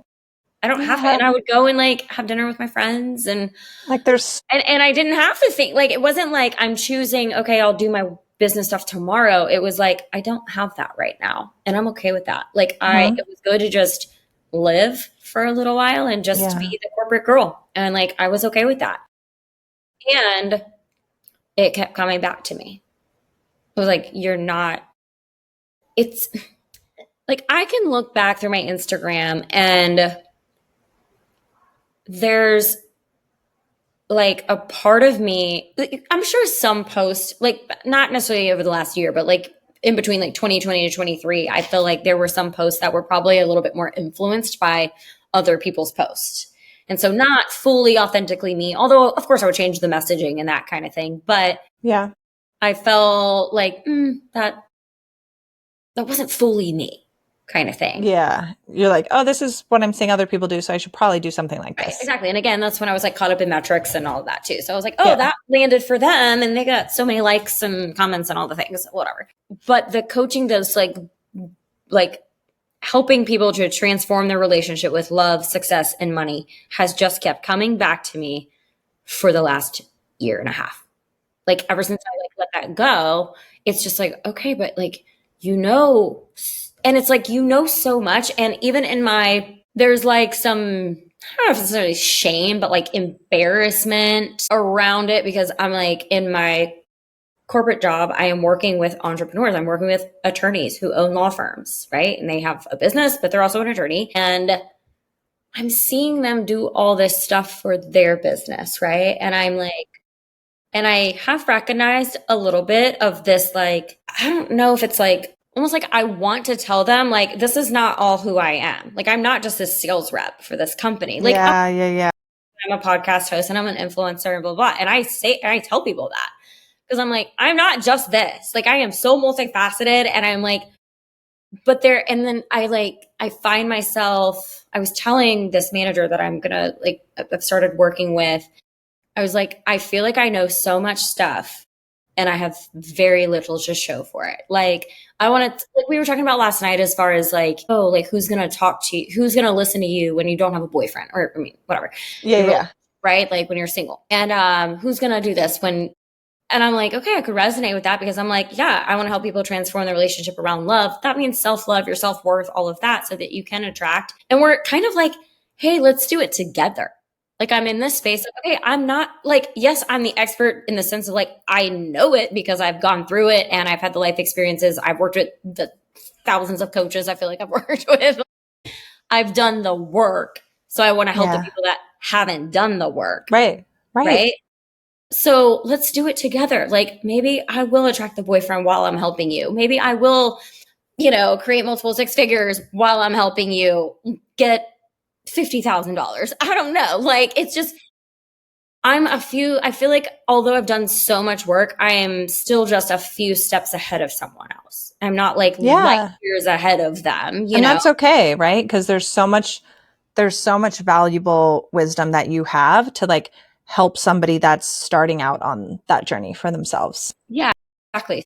But I even had conversation, like this one friend of mine, I swear, like every time, I don't see her that often, but maybe like once a quarter or something. And it's like the same conversation. She was like, "Oh, like, so I know the last time that we talked, you said that you kind of wanted to get back into coaching, but like, I didn't see, like, you haven't really posted anything." I was like, "I know it's because I think maybe I don't want to do that. Maybe I don't really actually want to do that. Maybe I do want to like just stay the influencer route." But then when I would choose that decision, I'm like, okay, like what types of brand deals would I like to get? Or like, what do I want to talk about? And although I want to talk about the stuff that I'm passionate about, and I will, and I have, I'm like, well, but I don't feel like I'm helping people. Like, I'm sure I am. I know that there are people that like watch and consume my stuff freely on Instagram and or consuming the podcast and are like, this has, shifted something for me or transformed for me, but they're not like necessarily reaching out to tell me that. So I'm like, I don't know. Versus if I had like someone that I'm talking to on a regular basis and coaching them through something and actually seeing the shift happen in real time, I'd be like, I'm fucking changing a life right now. Yeah. How amazing is that? Like, it's so like how you've probably done with me, Aaron did with me, like my current coach, like having that just live in person or virtual, whatever reaction when you can feel it and see it, it's very moving. Yeah. And granted, past clients of mine, when I've seen them have the shift, I'm like, there it is. It's really powerful. Absolutely. It's powerful. And so I'm like, it just kept coming back to me. And my friend probably thinks I'm like so crazy because I'm like, every other time I see her, I'm like, nope, this. I had a conversation with my mentor recently about it, but also this guy that I had that's connected with the Bible story that I will go into soon. He said something, and then I asked ChatGPT, our lovely ChatGPT bestie. Everyone's therapist. It was very much similar to what they both had said too. And it was like, it's not that you don't want to do those things. It's you're just not you're just not connected to God enough, and you're not connected, like you're not grounded in it enough right now. That's why you keep going up here, but also you keep maybe you keep teeter-tottering because you were, how am I going to say this? I want to use the word like performing. Like it's more of like performing versus being like who you are. Like you're trying to be something you're not yet. Yeah. And so your energy, it's like, okay, yeah, I can be this, but I can't maintain it. So then I drop down. And then I get inspired again, and I'm like, oh, I can do it. And then it's like, nope, down here. Well, and there's probably a level too of like, okay, when you've done that in the past, right? Like it didn't work out, right? Yes. So like, oh, if I give it a go again, like that fear of failure sort of thing. But then also this level of, okay, well, if I add that into my plate too, like the fear of past burnout, right? Like, okay, yeah, when you were doing both and the job and all that kind of stuff, like there have been seasons also where it was like so much and so stressful. So there's probably fears around like, okay, well, what if I really jump it back into this and it doesn't work out, like, and I quote unquote fail at it because you have evidence, right? Your brain is like, nope, we can find evidence for when this didn't work and we had to get a job, right? So we don't want to fail again and be reminded of that. And then two, the like, oh, well, I don't want to go into burnout when I was miserable and trying to like, why add a bunch of more work when I don't quote unquote have to, right? And so there's probably that fear of like burnout energy and like being a workaholic and stuff when you're like, wait, but this situation I'm in right now is good. Why change it? Yeah. So those fears for sure. But it sounds like, right? Like there's so much of your soul is like, no, but I love helping people and seeing that transformation and like being like hands-on in someone's journey and getting to witness that, you know? Yeah. Yeah. And so I think that's why it keeps coming back to me. Like, it's just like, okay, how many times, God, are you going to ping me with this? Like, and I've even had my mentor, she's like, you need to make a decision because your energy is doing this all the time. She's like, decide, do you want to do this or do you want to do this? Yeah. Yes, you can be both, but like decide and show up. And I'm like, I know, I get it. But like, you know, where I was going with like the social media stuff, it's like on TikTok, right? I'm like, it's like there's not a lot of like cohesive brand alignment across my social media platforms in a sense, like not fully. Like if you were to go listen to my podcast and we're talking about mindset, relationship, entrepreneurship, spiritual woo-woo stuff, and then you go to my page and I'm just talking about something about Love is Blind, or I just am showing you what I wore yesterday. Okay, well, there's too much more to me than that, right? Yeah. And again, like, yes, on my Instagram, like I definitely have gone more in depth and whatever and all the things. I just would like everything to kind of elevate and match each other. So we're going to work on it. But yeah, like, yes, what you just said, absolutely true. I felt that deep in my soul. Like there's definitely fear around those things and the burnout and not having the freedom and things like that. But I'm like, that's where I'm like, okay, Kelly, what can you do right now? Yeah. Maybe it's only working with one person. Maybe that's okay. Yeah. Maybe I just do one person. Or maybe it's like Voxer support. And like, I don't energetically, like I'm not on a camera with them or in person with them. Although I feel like I thrive best in person. I mean, that is something like, again, this job that I'm in pretty much outside sales, like business development. I can work from home. I can work from wherever, but I'm outside meeting, doing lunches, whatever with my clients. And I'm having this in person. And that is another thing besides the, paycheck, the consistent paycheck. That's another thing. It's like, it has reminded me of who I am and what I'm good at. And that is connecting with people. And so I'm like, okay, like I almost am like, yesterday, I went to lunch with someone and with a client, and I was like, how cool would this be if this was actually one of my like, I mean, this isn't a client of mine, but like a personal client to be like of the Chase Life brand. Yeah. And I'm doing lunch and we're like talking about girl talk and all the things, but also we're having like a strategy session or like whatever over lunch. Like, how awesome would that be? Yeah. So maybe it is just one client. Yeah, maybe it is just one or something. I do want to do like a group coaching program. And again, I could do like once a week or something like that. So I know not to take on like 10 one-on-one clients or anything, but I just feel really I don't want it to keep coming back to me. Like, and I have saved on my phone this thing from what I learned what I learned from Maddie, my coach from like Bob Proctor. It's in the Bob Proctor Thinking into Results. But on the background of my phone, it says, God's gift to you is more talent and ability than you will ever use in one lifetime. Your gift to God is to develop and utilize as much of that talent and ability as you can in this lifetime. That's so funny. I posted a quote. I literally, in my like weekly roundup that I do like every week, which I think I put this week's out on Tuesday. So I normally do like, you know, my kind of like on Instagram every week, I do like a little weekly roundup of like moments from the previous week and stuff like that. And I put a meme because I'll sometimes include memes too. Mm-hmm. And where is it? You don't honor God by shrinking. You honor him by stewarding your full potential, by using every drop of wisdom, every ounce of grit, every talent entrusted to you. And I've said that before. That was somebody else's quote that I pulled, but I've said that before is like, you know, like God gave us like our entire life and like so much potential and ability and skill and talent and all of that. And like waking up and breathing, like having lungs that can breathe in the morning is like God's gift to us. And the way that we say thank you to that and honor that gift of being alive, right, is by like living our potential. Yeah. So I'm like, I see that every day and I'm like, okay, Kel, you're not doing it. Yeah. You got to put a deadline on it. I know. Oh yeah. Well, that's why I was like, now or never, Kel. Like, so I put it out there this morning and I'm just going to keep doing it. But yeah, I'll full circle back to the Bible stuff now. Yeah. Okay, it gets real deep now. Okay. Yeah. As I was saying, I feel like, you know, I've started seeing people like yourself sharing more about God and like y'all's transition from universe talk to God talk.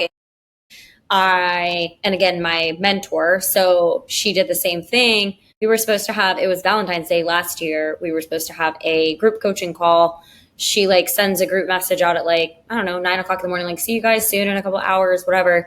And at like 5 minutes before the session, her assistant writes in the group and was like, hey guys, Maddie had an emergency. Her dad committed suicide right in that time frame.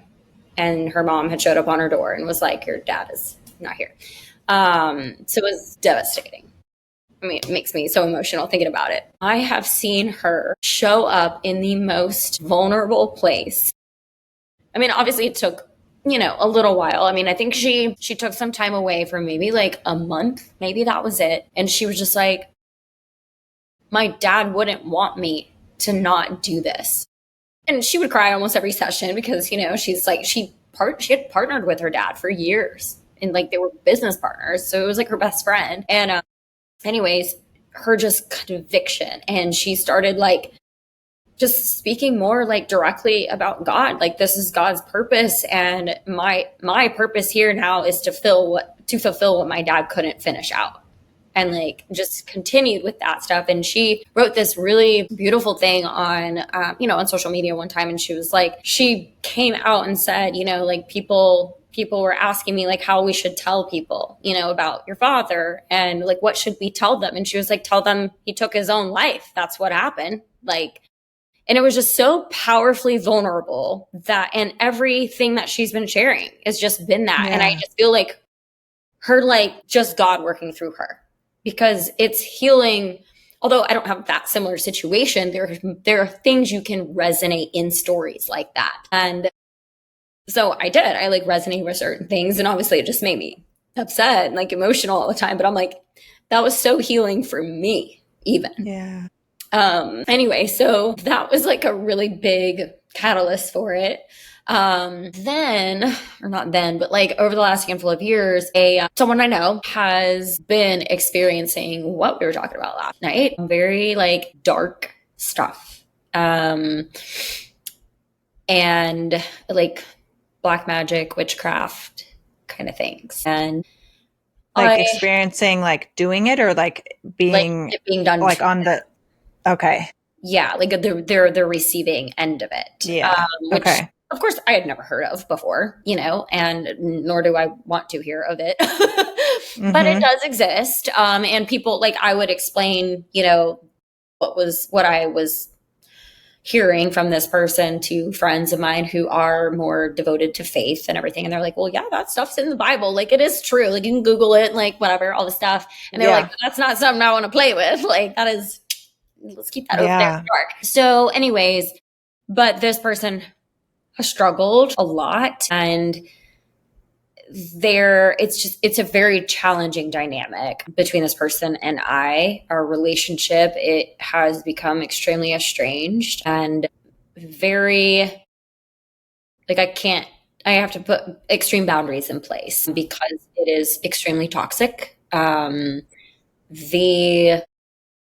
You don't believe me. Like, the conversations are like, you don't believe me. Like, you would be dead if this were you, you would have died, like, with this. But I've worked with all these, whether it's, I've talked to so many different professionals and priests and pastors and, people in ministry, as well as, shamanic healers and energy healers and all this stuff. And, all that stuff has, like, basically kept me alive. And because it's so dark and I've felt like all this stuff in my body, and I'm getting spiritually attacked at night and all this stuff. And I'm like, okay, like, I'm not going to devalue someone's experience. Like, obviously you are going through something. And in my mind, I feel like there's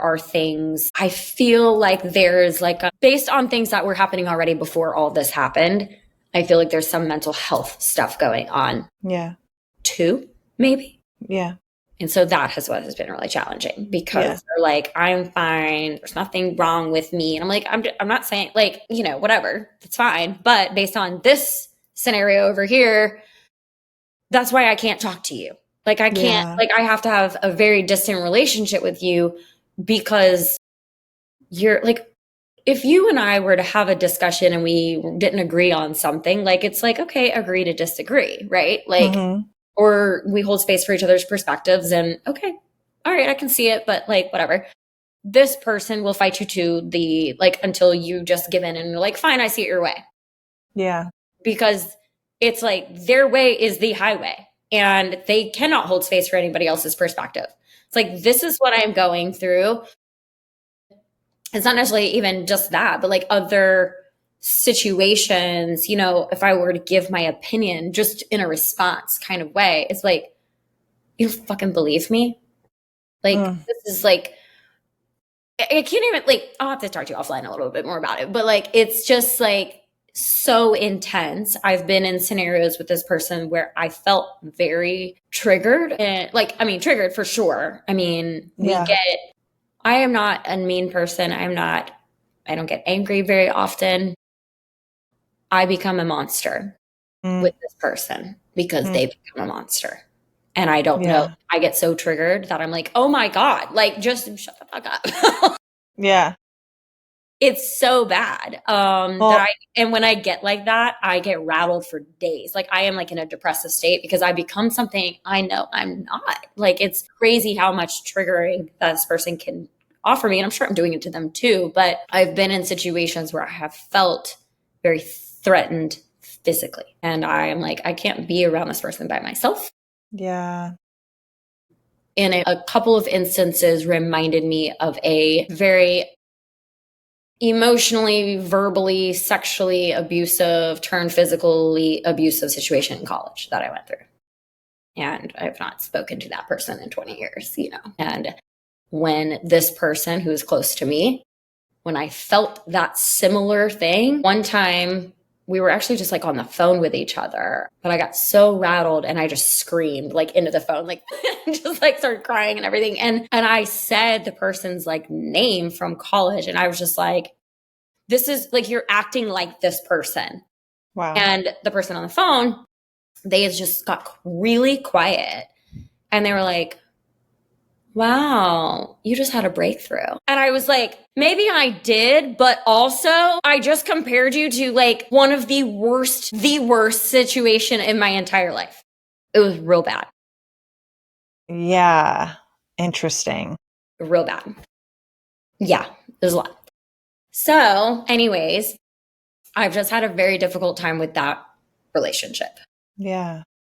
And I pray all the time. I'm like, because of all the work that I've done too, I'm like, okay, this person is very near and dear to my heart. And so, like, in their head, they're like, because they have kind of distanced themselves with a lot of people, it's like no one loves them, no one cares about them, no one supports them. So they have like severe rejection and abandonment issues. And I'm like, so I want to continue to try to have a relationship with this person, but because of how tense our relationship is and so toxic, I can't. I'm like, I'm a human who needs to protect her health too. Like I can't do this for like whenever I would see this person call, for whatever reason, it was usually always around when I was just about to sit down to eat and my gut would clench and I was like, no wonder I have like gut issues.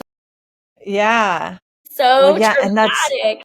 that kind of stuff is so hard when it's somebody that you really care about and they're going through something really hard and you want to, one, you don't want to like, because you care about them, you don't want to just like completely cut them off because right, because that's not who you are or what you want. But then also like there's that sort of thing of like, oh well, then who, like then they have nobody, because look at how they're conducting their life and all of that. And to that too, because I 2 years ago was it 2 years ago? Like a year and a half ago at this point, had to do that with somebody very close in my family of like it was just like being treated poorly and where I had to put really firm boundaries with somebody that like I love very much and say like, hey, listen, like doesn't work for me this way. And I love you so much. And I want our relationship to look different. But like, until XYZ, like this was a major line that got crossed and I forgive you for it. But that means there's going to have to be some really new kind of extreme boundaries in place as a result, right? And that may change, but it's only going to change if XYZ, right? Mm-hmm. And that relationship has since like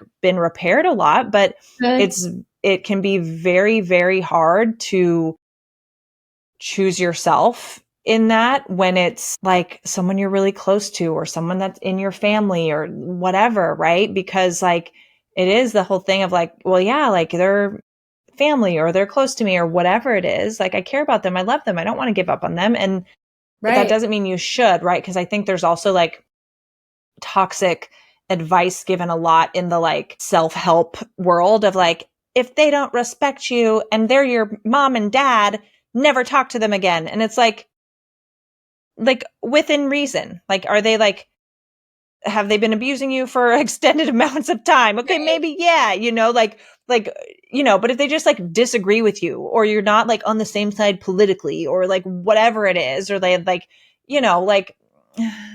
it's your family, like figure it out. It's your family. But it sometimes does require like those really firm boundaries where you're the only one upholding the boundary. Yeah. Right.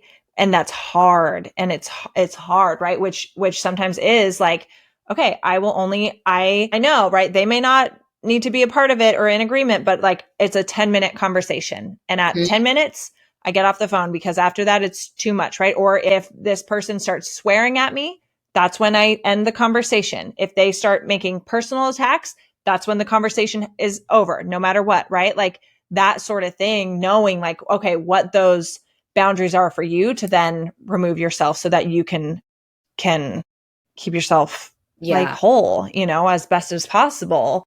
Oh, for sure. It's hard though. It's very hard. I mean, I haven't talked to this person on the phone. Maybe it's been like a month and a half, 2 months now.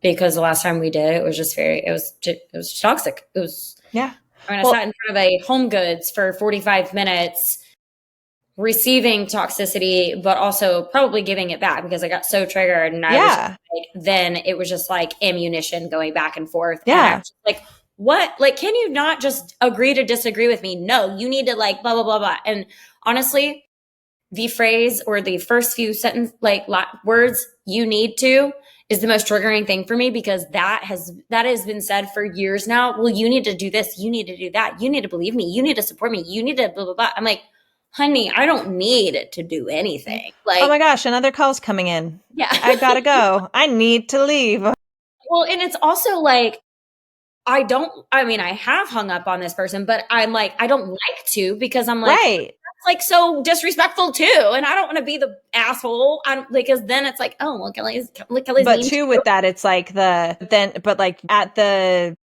expense of yourself. Right. So it's like that, like abandonment thing, right? Like, yeah. Yeah. I mean, there have been times like I've been able to go, I was like, Kelly, just listen.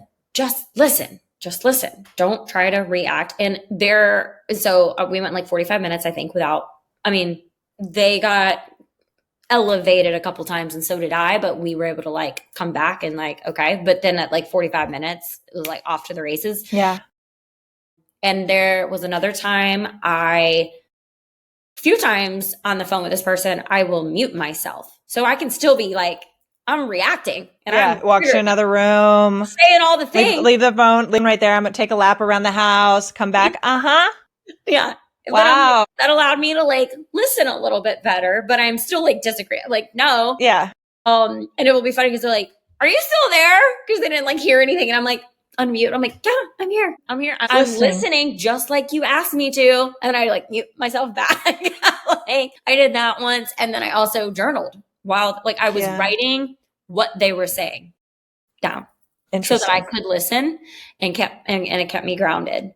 But I'm like, okay, I got to get off the phone now. Like it's been 45 minutes. My hand's hurting. Well, yeah. And I get it too with the like becoming a person you don't want to be either. Cause like with the example I'm talking about for myself, right? There were a few situations before like a big situation happened where like, yeah, I would get so triggered because of the other person. And so I would, let's go then, you know? Yeah. Okay, we're going to go here. We're going to get nasty. I promise you I can get nastier than you and meaner than you. Yeah. But I'm so disciplined and I'm like, don't want to be that person. And I have better self-restraint and self-control. So I'm not going to go there. But if you push hard enough for it, I will hurt you way worse than you could ever hurt me. Right. Like, so I went there a few times and it was nasty. And I was like, wow, like, I'm like, I'm gonna be real and I'm not proud of what I'm about to say, but I'm gonna be real. But in those moments, I'm like, you scared that person. Good job. Right. I'm like, look at what you did. Like,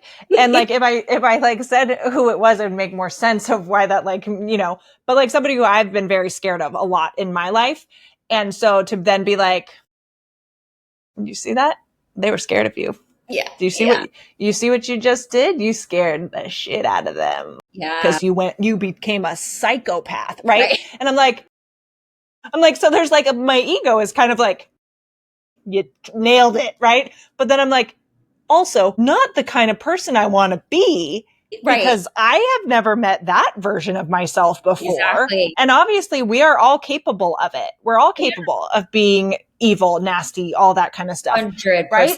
And I'm like, sure, that was impressive, but also like, that's not who I want to be. And that's not who I am. Yeah, I'm capable of it. And I chose to be that version of me in that moment, but that's not who I am. And that's not like, it takes a lot for me to get there. And so that for me too, I was like, that sort of thing happened a couple times. And I was like, okay, I can't spend time with this person alone. Right. Because I don't trust myself to not respond in a messed up way. So I can't be with them alone because something, because I don't want to become that version of me. That's an ugly, nasty version of me. And even though I felt like that person deserved it way more than what I gave, I'm like, I don't want to be that person to them. Right.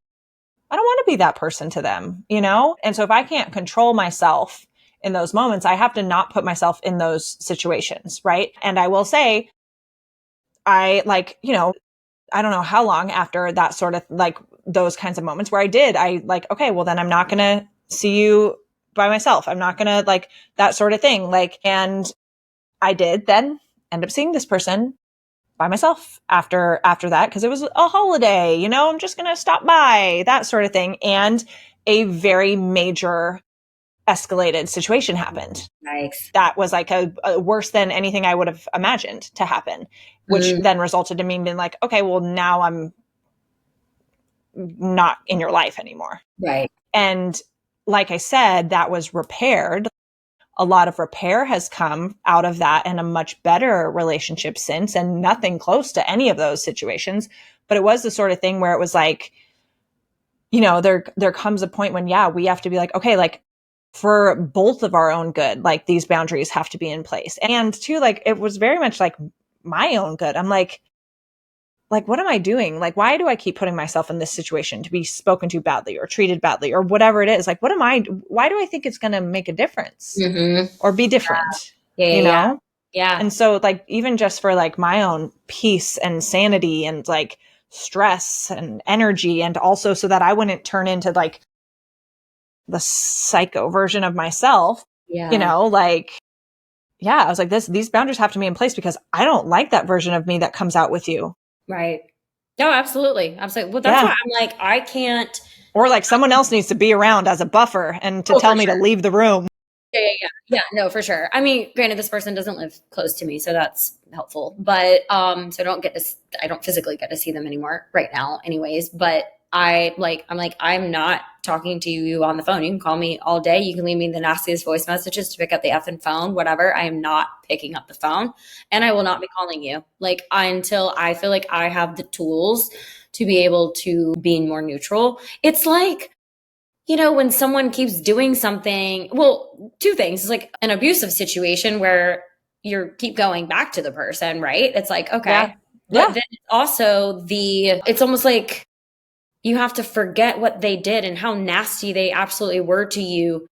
And it's like, oh, okay. I think, yeah, you're forgiven. Like no. But I'm like, it's not that I'm like not forgiving. Like, I know that there's obviously shit going on with this person and stuff, but like, I always tell them, I'm like, okay, I get it. You're going through this, but like, that gives you no right to talk to me the way you do and treat me the way you do.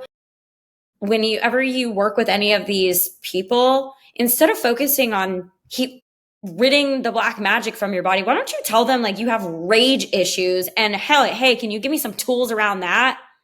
Because that's the problem. The black magic ain't the problem. I think the black magic is staying because you've got so much shit underlying emotional issues going on. Yeah. It won't go away because you keep perpetuating the issue. Like, I mean, this person says they've done exorcisms. I'm like, okay, apparently they don't just like magically make shit go away. But after you've done, I mean, this has been going on for like 4 or 5 years. Like, it's a lot. It's very heavy. But yeah. So anyways, been dealing with that. Brought you, how did we get to buying the first Bible? Okay. So then, so I went on a few dates over the last, 8 months or whatever with a guy that I randomly just happened to meet out with 2 of my guy friends. He knew them, walked up to them and was like, hey. And then I'm standing there and he's like, you're beautiful. I was like, thank you. Thank you. And my guy friends were like, oh, I think this is our time to exit. Walked away. Yeah, like, look at that. Yeah, so like we talked and he was just asking me like very intentional questions, and I was like, and we were like at a bar, it was like after a football game or something, and I was like, okay, I haven't met someone like this in a while who is, I mean, very like, do you know your attachment style? And as soon as he asked me that question, I was like, boy's been to therapy. All right, we like him already. Because no normal guy who's not been to therapy, they don't even know what that word means. Like, they don't. So anyways, I was like, okay, that's good. Anyways, we wound up obviously going on a date, and our first date was like 3.5, 4 hours long. We closed down a restaurant. Literally, the restaurant was like, we were sitting on their patio and they were like, can we get our glasses so we can put them in the dishwasher? You're welcome to stay here, but like, we gotta go. We're like, sure, fine. We literally, probably like an hour after the restaurant totally closed. But he was a former pastor, and he had like lived in LA. He had like, started his whole preaching ministry, everything. And he just was very vulnerable and transparent about that story, just other things in his life, of course. And of course, we had a conversation literally on the first date of like about religion and what I believed in. And he was like, what's your relationship with God and what's your relationship with Jesus? And I was like, I didn't know there was a difference. So like, yes and no. Yes and no. Difference and not. There's a difference and they're the same. Yeah. I was like, okay. And he was like, there's a difference. And so at the time, I can't repeat like what he said because I don't remember, but he elaborated on their difference. And anyways, to not go into too much, but I really enjoyed that date. Like, it was wonderful. We went on a few dates after that, but it just didn't line up. Anyway, so fast forward, I ran into him. I went like on a mother-daughter date back in the end of January and wound up like running into him. So that was like 2 months later, probably, that I hadn't talked to him, hadn't seen him, and ran into him, introduced to my mom real quick. Hey, how's it going? Blah, blah. Anyways, so then maybe like a week or so go by, a week or two go by. Now we're in February. And this person that I was just speaking about sent a message like in this group, like Instagram chat that I am no longer a part of because that's my boundary. I'm just not involved anymore in that. But they wrote something like about the black magic. And they were like, when I pray to God, this stuff like lessens for me. But when I pray to Jesus, it goes away for a few days. And I was like, And I remembered kind of what the guy, I was like, okay, there's a difference. So I was like, I don't know, just like something in like immediately I like went to my phone and I copied it and I like sent it to the guy. And I was like, obviously I had talked about this person to him, so he knew what was kind of going on. And I was like, I remember like, hey, how you doing? Blah, blah, blah. And I see you a couple like weeks ago, whatever. And then I was like, this person wrote this in this group. I said, I remember our conversation. You asked me about if God and Jesus were different, whatever, or like what my relationship was with them. You said there was a difference.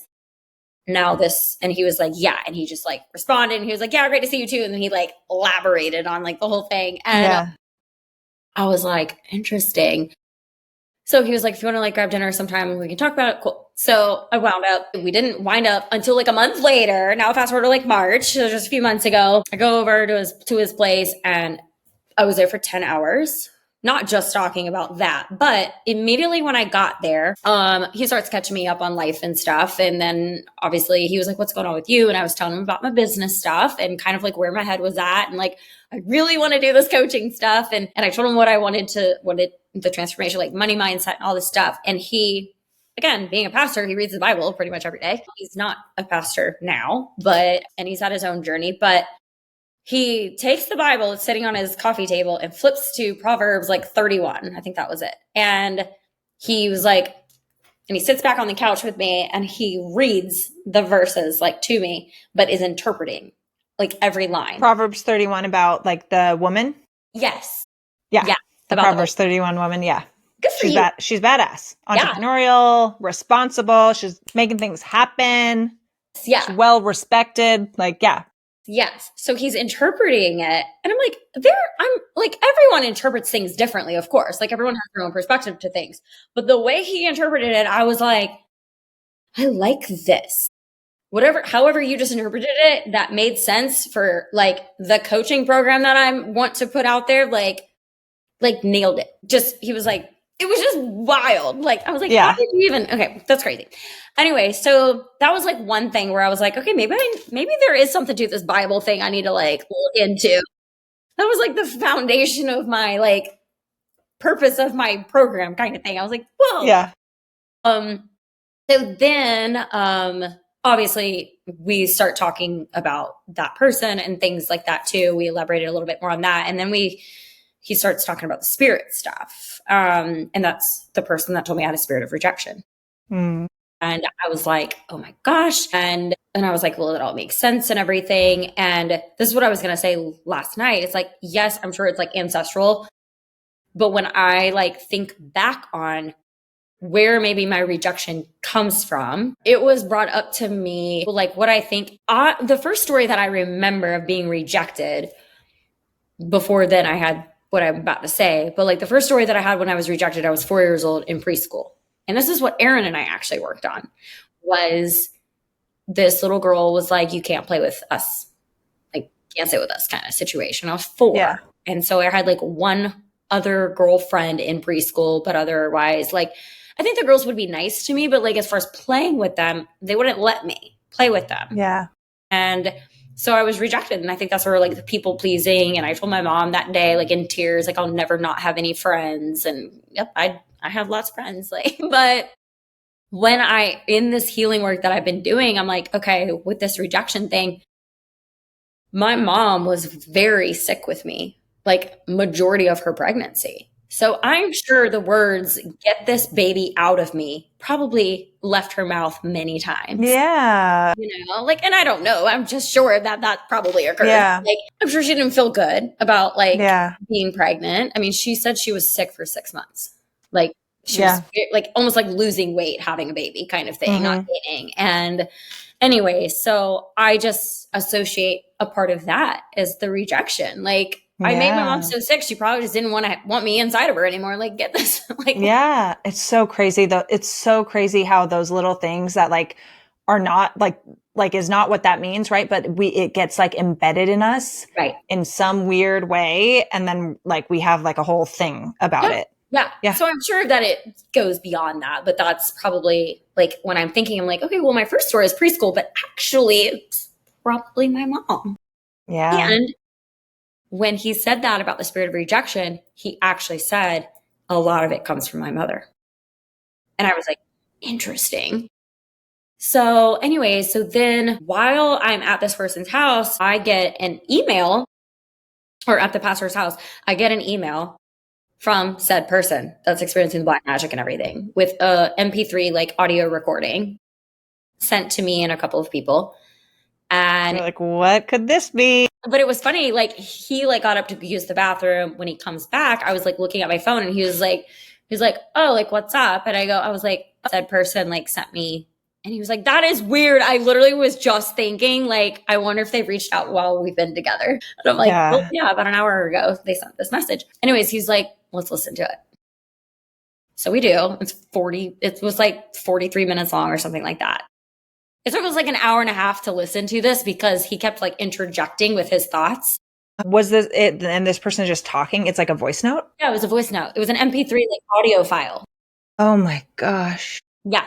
So, anyways, he is like, again, interjecting. So I kind of had to keep pausing it, whatever. But he was like, there's so much unforgiveness. There's so much resentment towards you and the other people that were on the email. And he's like, she has like the spirit of Jezebel. She has the spirit of Python. She has the spirit of like all these like not positive things that I've come to learn. And, and then he goes afterwards, he was like, he said it like as a question, but also a statement, like, you call her.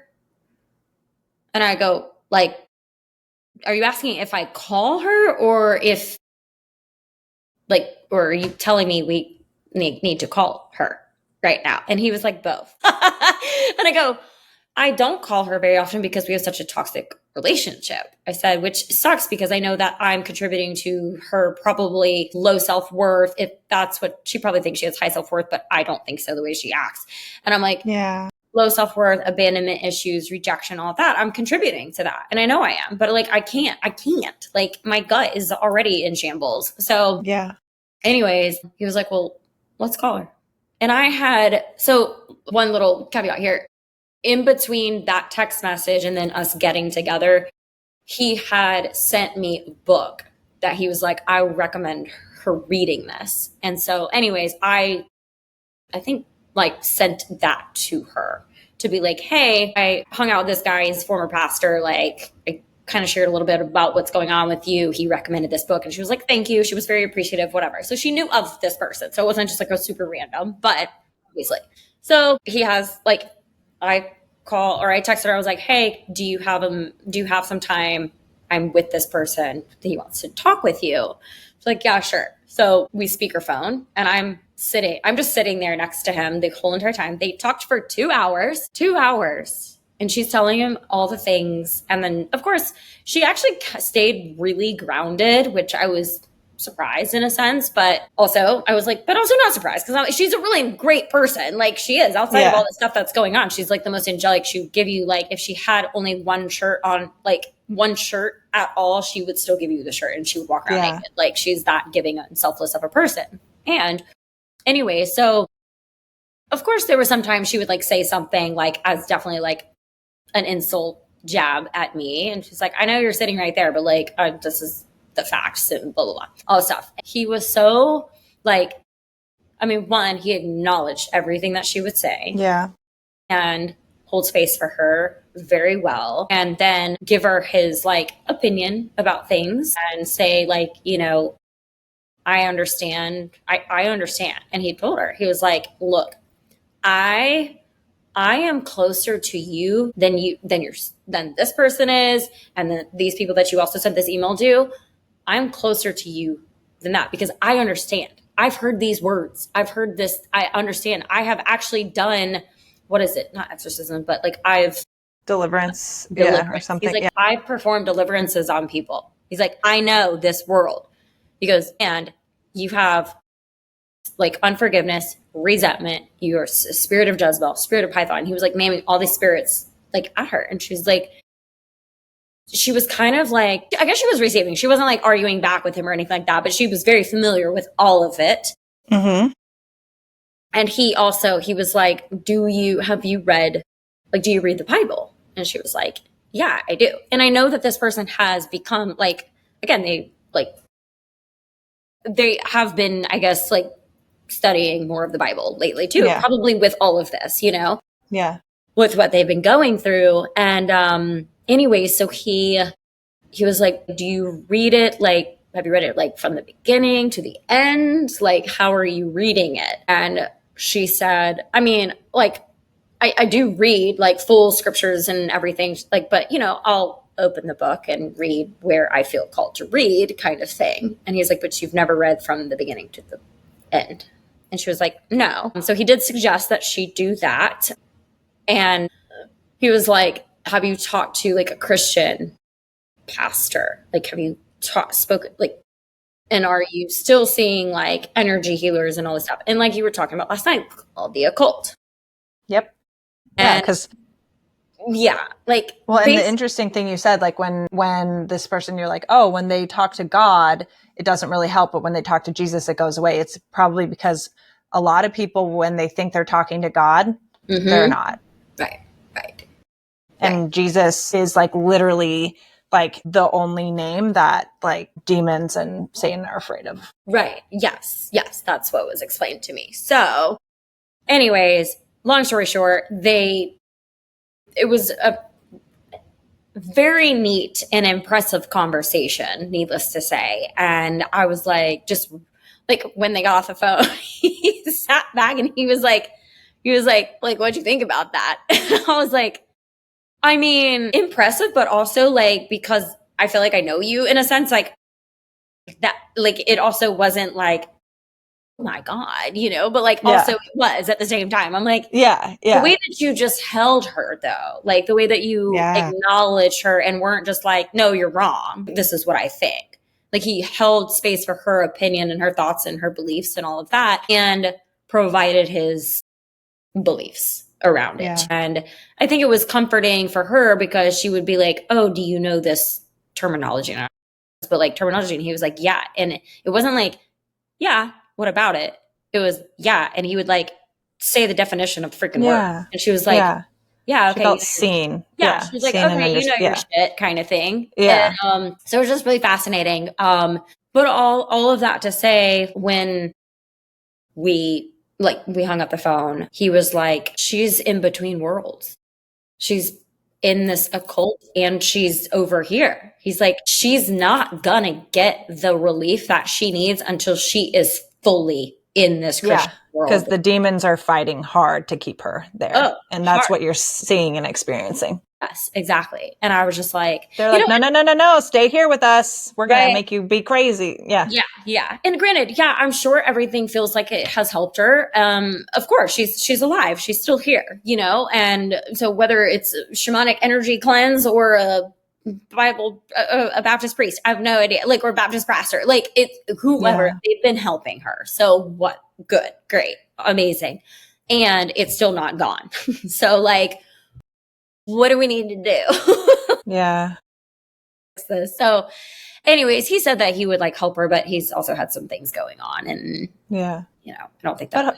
But who knows, right? Like yet, but it's, he's feeling really called to like go back into ministry. And it's been a really like interesting, just, dynamic in that regard. And I'm like, look, you can help this person. That could be your first client back in the world, But anyways, it was like, the next morning, this person was like texting me, and then I was like relaying message. I was like a middleman between their texts. I'm like, can y'all just text each other right now? Like, Yeah. they got each other's phone numbers like last night. They just text each other. But it was interesting, like what I was hearing or what I was reading and stuff. But he was still like, how she it's still like not. She needs to really fully make a decision, Christian like way and read the Bible front to back kind of thing. But anyways, I was like, well, what? Like, and he sent me the Bible app, and I was like, okay, like, yeah, I'll start there kind of thing. But I mean, literally within that same day, I was like, okay, what Bibles did you, like, what versions or whatever did you suggest? And so literally went on that night. And so it was the next day and bought the Bible on Amazon. Cool. And that was that. And I've only read, well, just because of hearing him say start from the very beginning, I did start from the very beginning. Like, Genesis, I guess. Genesis is dope. Genesis is really cool. Exodus is really cool. It's like there's a lot of like sleeping around going on, and like it's wild. Building of why haven't we made why haven't this guy lived until 137 years old, and this guy lived until this, and there was like a whole paragraph of like names and years that they lived to, and I was like, all right, we'll skip that part. That's what I was saying yesterday. Like there are plenty of books of the Bible where I'm like, I'm literally going to read 5 pages of names. Yeah. You know, or like construction. I'm reading the construction manual of the temple right now. Yeah. And all the like wild Old Testament laws where it's like, if you're unclean, you have to bathe this many times, and then you have to go out to the field, and then you throw a rock over here, and then you will be clean. And I'm like, okay, like I'm still going to read it, but I'm going to listen to it on 2 times speed. Yeah. Right. Yeah. But it's been good. Like, I mean, I'm not reading it every single day, but it is right next to me in my bed. So I will cool. pick it up and I may read a few pages, or I may read just like a little script. Like that's so cool though. So it's like amazing. I'm starting down the journey, but a lot of people were like, no, you need to start like read the New Testament. It'll land better. And I mean, I'll read it is that and then back and forth a little bit. Yeah. I think like if you like reading the Gospels is really cool, like Matthew, Mark, Luke, and John, to get like, you know, you get the Jesus, like when Jesus is doing his ministry and alive and stuff like that. But I do think there really is something about going from start to finish. That's really cool to see the whole story. Yeah, the whole thing. Yeah. So I'm excited. I'm excited. I mean, there are times like when maybe I want to use the word like maybe like second guessing myself. Like I will go to write something and I'll use God, but then it doesn't feel right. Like I'm almost like, it's almost like I want to say like God universe, like still, you know, I'm not like fully, like, as I said last night, like I can't like fully commit to the word calling myself a Christian because I just don't know. And there's probably a lot of like limited beliefs around Christian because again, when I was in high school and people would come up to me like, are you a Christian? Were you like, you know, you want to commit your life to the Lord and Savior and blah, blah, blah as a Christian? And I'm like, ew. Yeah. You're like, wow. Yeah. Like, no, not a Christian. Okay. Get out of here. Yeah. I don't know. But I think, so there's probably some just belief. Yeah. Residual stuff. And like, it's totally fine to be where you're at. Yeah, it is. Yeah. It's totally fine to be where you're at and be curious and exploring and like leaning in, be there. Yeah. But I am, you know, like when I was going through my whole like beginning of my spiritual journey, I meant to say this, like I kind of stopped like actually like working out, like, but I would just go for walks and like, I was doing a little bit of like yoga, like in my room or whatever, but like it wasn't because I had debt. I was in like financial turmoil. I wasn't like a member of a gym or anything. And although I could do stuff in my house, I just was kind of in like a weird depressive, dysregulated nervous system state. And I just didn't want to. But going outside and going for walks was so helpful in many ways because I'm getting my exercise. Most of the time I still do this. I don't listen to anything. I just am there and I'm being present with my walk. And granted, I'm in my head and my thoughts and I'm having conversations with myself, of course, but I'm very present and I will like stumble upon a rose bush or something. And I literally stop with the rose bush and I'm like intricately, like looking at it so intricately. And I'm like, wow, like that's God's work right there. Like how can something have like be so green, but then so magenta? Like the rose itself. It's like, cool. Like how it's really cool to be like, oh my gosh, Yeah, like you thought of all the like cells and the like Yeah. atoms that went into making that thing be a thing Yeah. Yeah. It's and like look so like that. cool. And Yeah. then me look like me and you look like you and a Right. dog look like a dog and like a whale look like a whale. Right. Yeah. So it's like so like so I always think of my like outside as my church. I feel the most Mm, connected when I'm out there. I'm very like just centered and present. And sometimes like I'll get riled up or whatever in my own brain. But like for the most part, I'm very grounded and I'm like, that is yeah. my church time. Like I am like so one with God in those moments. And it's Yeah. just like a beautiful thing. And I continue that. And like it's because I haven't started like actually going to church. Yeah. And I'm okay with that. I don't know. I mean, who knows what will occur? I mean, I haven't felt that pull yet too. And but it was funny, like Yeah. when I announced on social media that I got a Bible and everything, it was like so many people were like, "You can come to my church." And I was like, That's so "Slow down, cute. That's everybody. so cute. You're like, Slow hold on. Hold on." Let me get to know these guys in here first. First step was getting the Yeah. Bible. Like I'm not ready to jump right back in, but like Yeah. so I don't know. But That's it's been a it's really yeah, it's been a really, really interesting journey. And I will say this too, kind of going back to like, or going to like dating. Of course, pray to God, like, please send me, like, I'm ready. Like, I want someone to choose me and I'm ready for that, you know? And of yeah. course, in your timing and everything. And I'm ready, like, getting a little Yeah. impatient over here, but like, I trust your timing and I trust that it's all happening as it should. And I'm like, you know, not that love has conditions, but I may not show, I am aware that maybe I wouldn't show up as my best self just yet because I'm not doing what I really want to be doing career wise. Again, I enjoy my job and I think with like the coaching or whatever that's going to unfold into, it's like I need someone that is literally going to support my growth with all of that, of course, and me them. But I don't know, that's just like a little opinion I guess I have of myself of being like, I don't know, maybe it's just not yet the right time for someone to come in. But like also I'm open to it. So like send it my Yeah. way. Yeah. I want to date someone, but I'm also been very with that trusting. Again, I think what I was saying last night, it's like I'm definitely a lot more secure. I'm not entertaining the people with the low accountability behaviors. I'm like really okay, that person isn't fully showing up. Okay, well, I'm not going to reach out. Okay, cool. Whereas in the past, I would have. Exactly. I And would like have. a great question too, like, is like, okay, does my dream man behave this way? You Right, know? right. Great.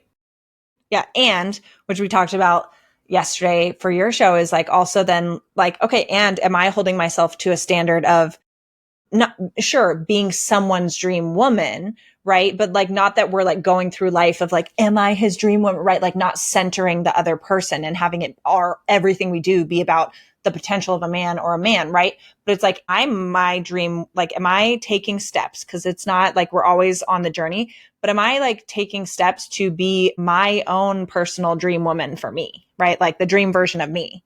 And so it might be, right, like that you actually taking the action to like, okay, then you know what? I'm going to take those steps to have a coaching client right now. And that like could be that step of confidence or stepping into that trust and Yeah. into that you've really been feeling called to do Yes. unlocks stuff for you, you Totally. know? Yes. No. Yeah. Well, I think that is the energy that I have felt. I'm like, I'm not to say again, it's not like love has conditions, but it's like there's something I'm not doing. Like I'm not fully if I'm not doing that, I'm still abandoning myself in a sense. Like Mm, I'm still not tuning into what my desire is. So yeah. like why do I keep holding myself back and Yeah. limiting myself? So And then it's like, okay, yeah, then why? Then just, and then just do go it. for it. Yeah. Yeah. Do I'm doing it. it. And it's Stop good. thinking of it's like the stop thinking about it and talking about it and just do Yeah. it. Be Yeah. about it. Yeah. Yeah. Yeah. So it's just I don't know, Amazing. like even just again, I think in these last few months, not that I've been like again reading the Bible, but just like all those like scenarios and instances, it's just like I just feel more grounded and supported and trusting than I have ever. I love it. So it's a beautiful thing. I love it. Keep leaning into Yeah. it. I love it. This was so fun. This was so fun. Thank you so much for coming on and for chatting and being so open, vulnerable, honest, all of that, and sharing so much of yourself and your journey. This is like, yeah, two back-to-back juicy conversations were so, so good. Tell everybody where they can find you and connect with you and if Yes. they want to work with you, all of that. Absolutely. Yeah. So I am most active on Instagram at Chase Life with Kelly. I do have TikTok. I don't post as regularly, but I'm there and I will start showing up better. But I am Kelly Chase. Everything else is Chase Life with Kelly. My website is chaselifewithkelly.com. YouTube is Chase Life with Kelly. So that's all the places you can find me. My podcast is Chase Life with Kelly. It is found on YouTube, Spotify, Apple, and anywhere you stream a podcast. So Amazing. All right, guys, everybody go check her out and make sure if you haven't already, go tune in to my episode on Kelly's show. Yeah, do it. Thanks. Oh my God, I absolutely loved chatting with Lauren Salaun. Back-to-back weeks. Guys, thank you so much for tuning into today's episode. Again, if you loved what you heard, if you resonated with anything that I shared or that Lauren shared, please reach out to us on Instagram. Please send us a DM. Let us know what resonated, because we're all in this together. I don't want to feel like alone, right? So I shared a lot of very vulnerable and transparent and truthful and raw topics today. And I just hope that it activated something inside of you, it inspired you, and it is motivating for you to tune in, date yourself, and really get to know who you are, shift your identity. If you aren't seeing what you love out there in the world, start making the changes that you need. And also, like, go after what you want. God is placing a mission and a purpose on your heart just like he has mine. And that's why I keep going back to coaching. And coaching can look a lot of different ways. So I'm just grateful that it just keeps coming back to me and I get to help support other people and women around it. So, anyways, if you're interested in working with me after hearing my whole spiel today, definitely send me a DM on that. I have some digital courses, Money Magnet, as well as Rejection to Redemption that you can go through. One is transforming your subconscious around money and success. That would be the money mindset or the Money Magnet course. And then Rejection to Redemption is self-love, self-worth, pretty much around self-love, dating, relationships, honing in on yourself. You can buy them separately. You can get them together as a bundle. The bundle is the Goddess Magic course bundle. It is for $555 right now anyways. And then the two courses are, they would equate, one's 222 and the other one is 444. So again, if you do the bundle, you save $111. Otherwise, I am offering one-on-one private coaching too. I like the identity transformation that I am offering. Yeah, if you're looking like there's more to life than what you're doing. If you are feeling stuck on a hamster wheel like I felt, if you've been just desiring more, especially anyone who is an online coach already, entrepreneurial minded, maybe wants to like launch their own business, launch their own digital courses, create high ticket offers, coach, consult, however you want to call yourself, do that too. This one-on-one is for you. So would love to receive that DM saying that you are interested and we can dive deeper. The investment in one-on-one coaching at this time is $5,555 for 3 months. It does include weekly 60-minute Zoom calls with me, as well as WhatsApp support. So you can text, you can voice memo at any time throughout those 3 months. And you have access to the Goddess Magic course bundle, which includes the Rejection to Redemption program, as well as Money Magnet.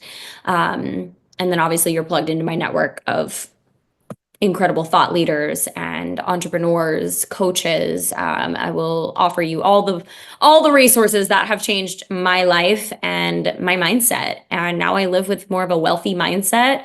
And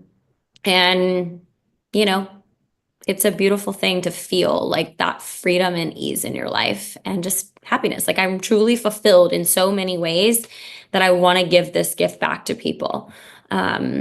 So anyways, I hope that you enjoyed today's episode. Give Lauren a follow, subscribe to her podcast, Amplify as well. And of course, leave a review, download, subscribe, follow the show, send it to your friends, family, strangers, whoever you feel could benefit from today's episode. Would absolutely love that. And yeah, love hearing from you guys. So say hello on Instagram.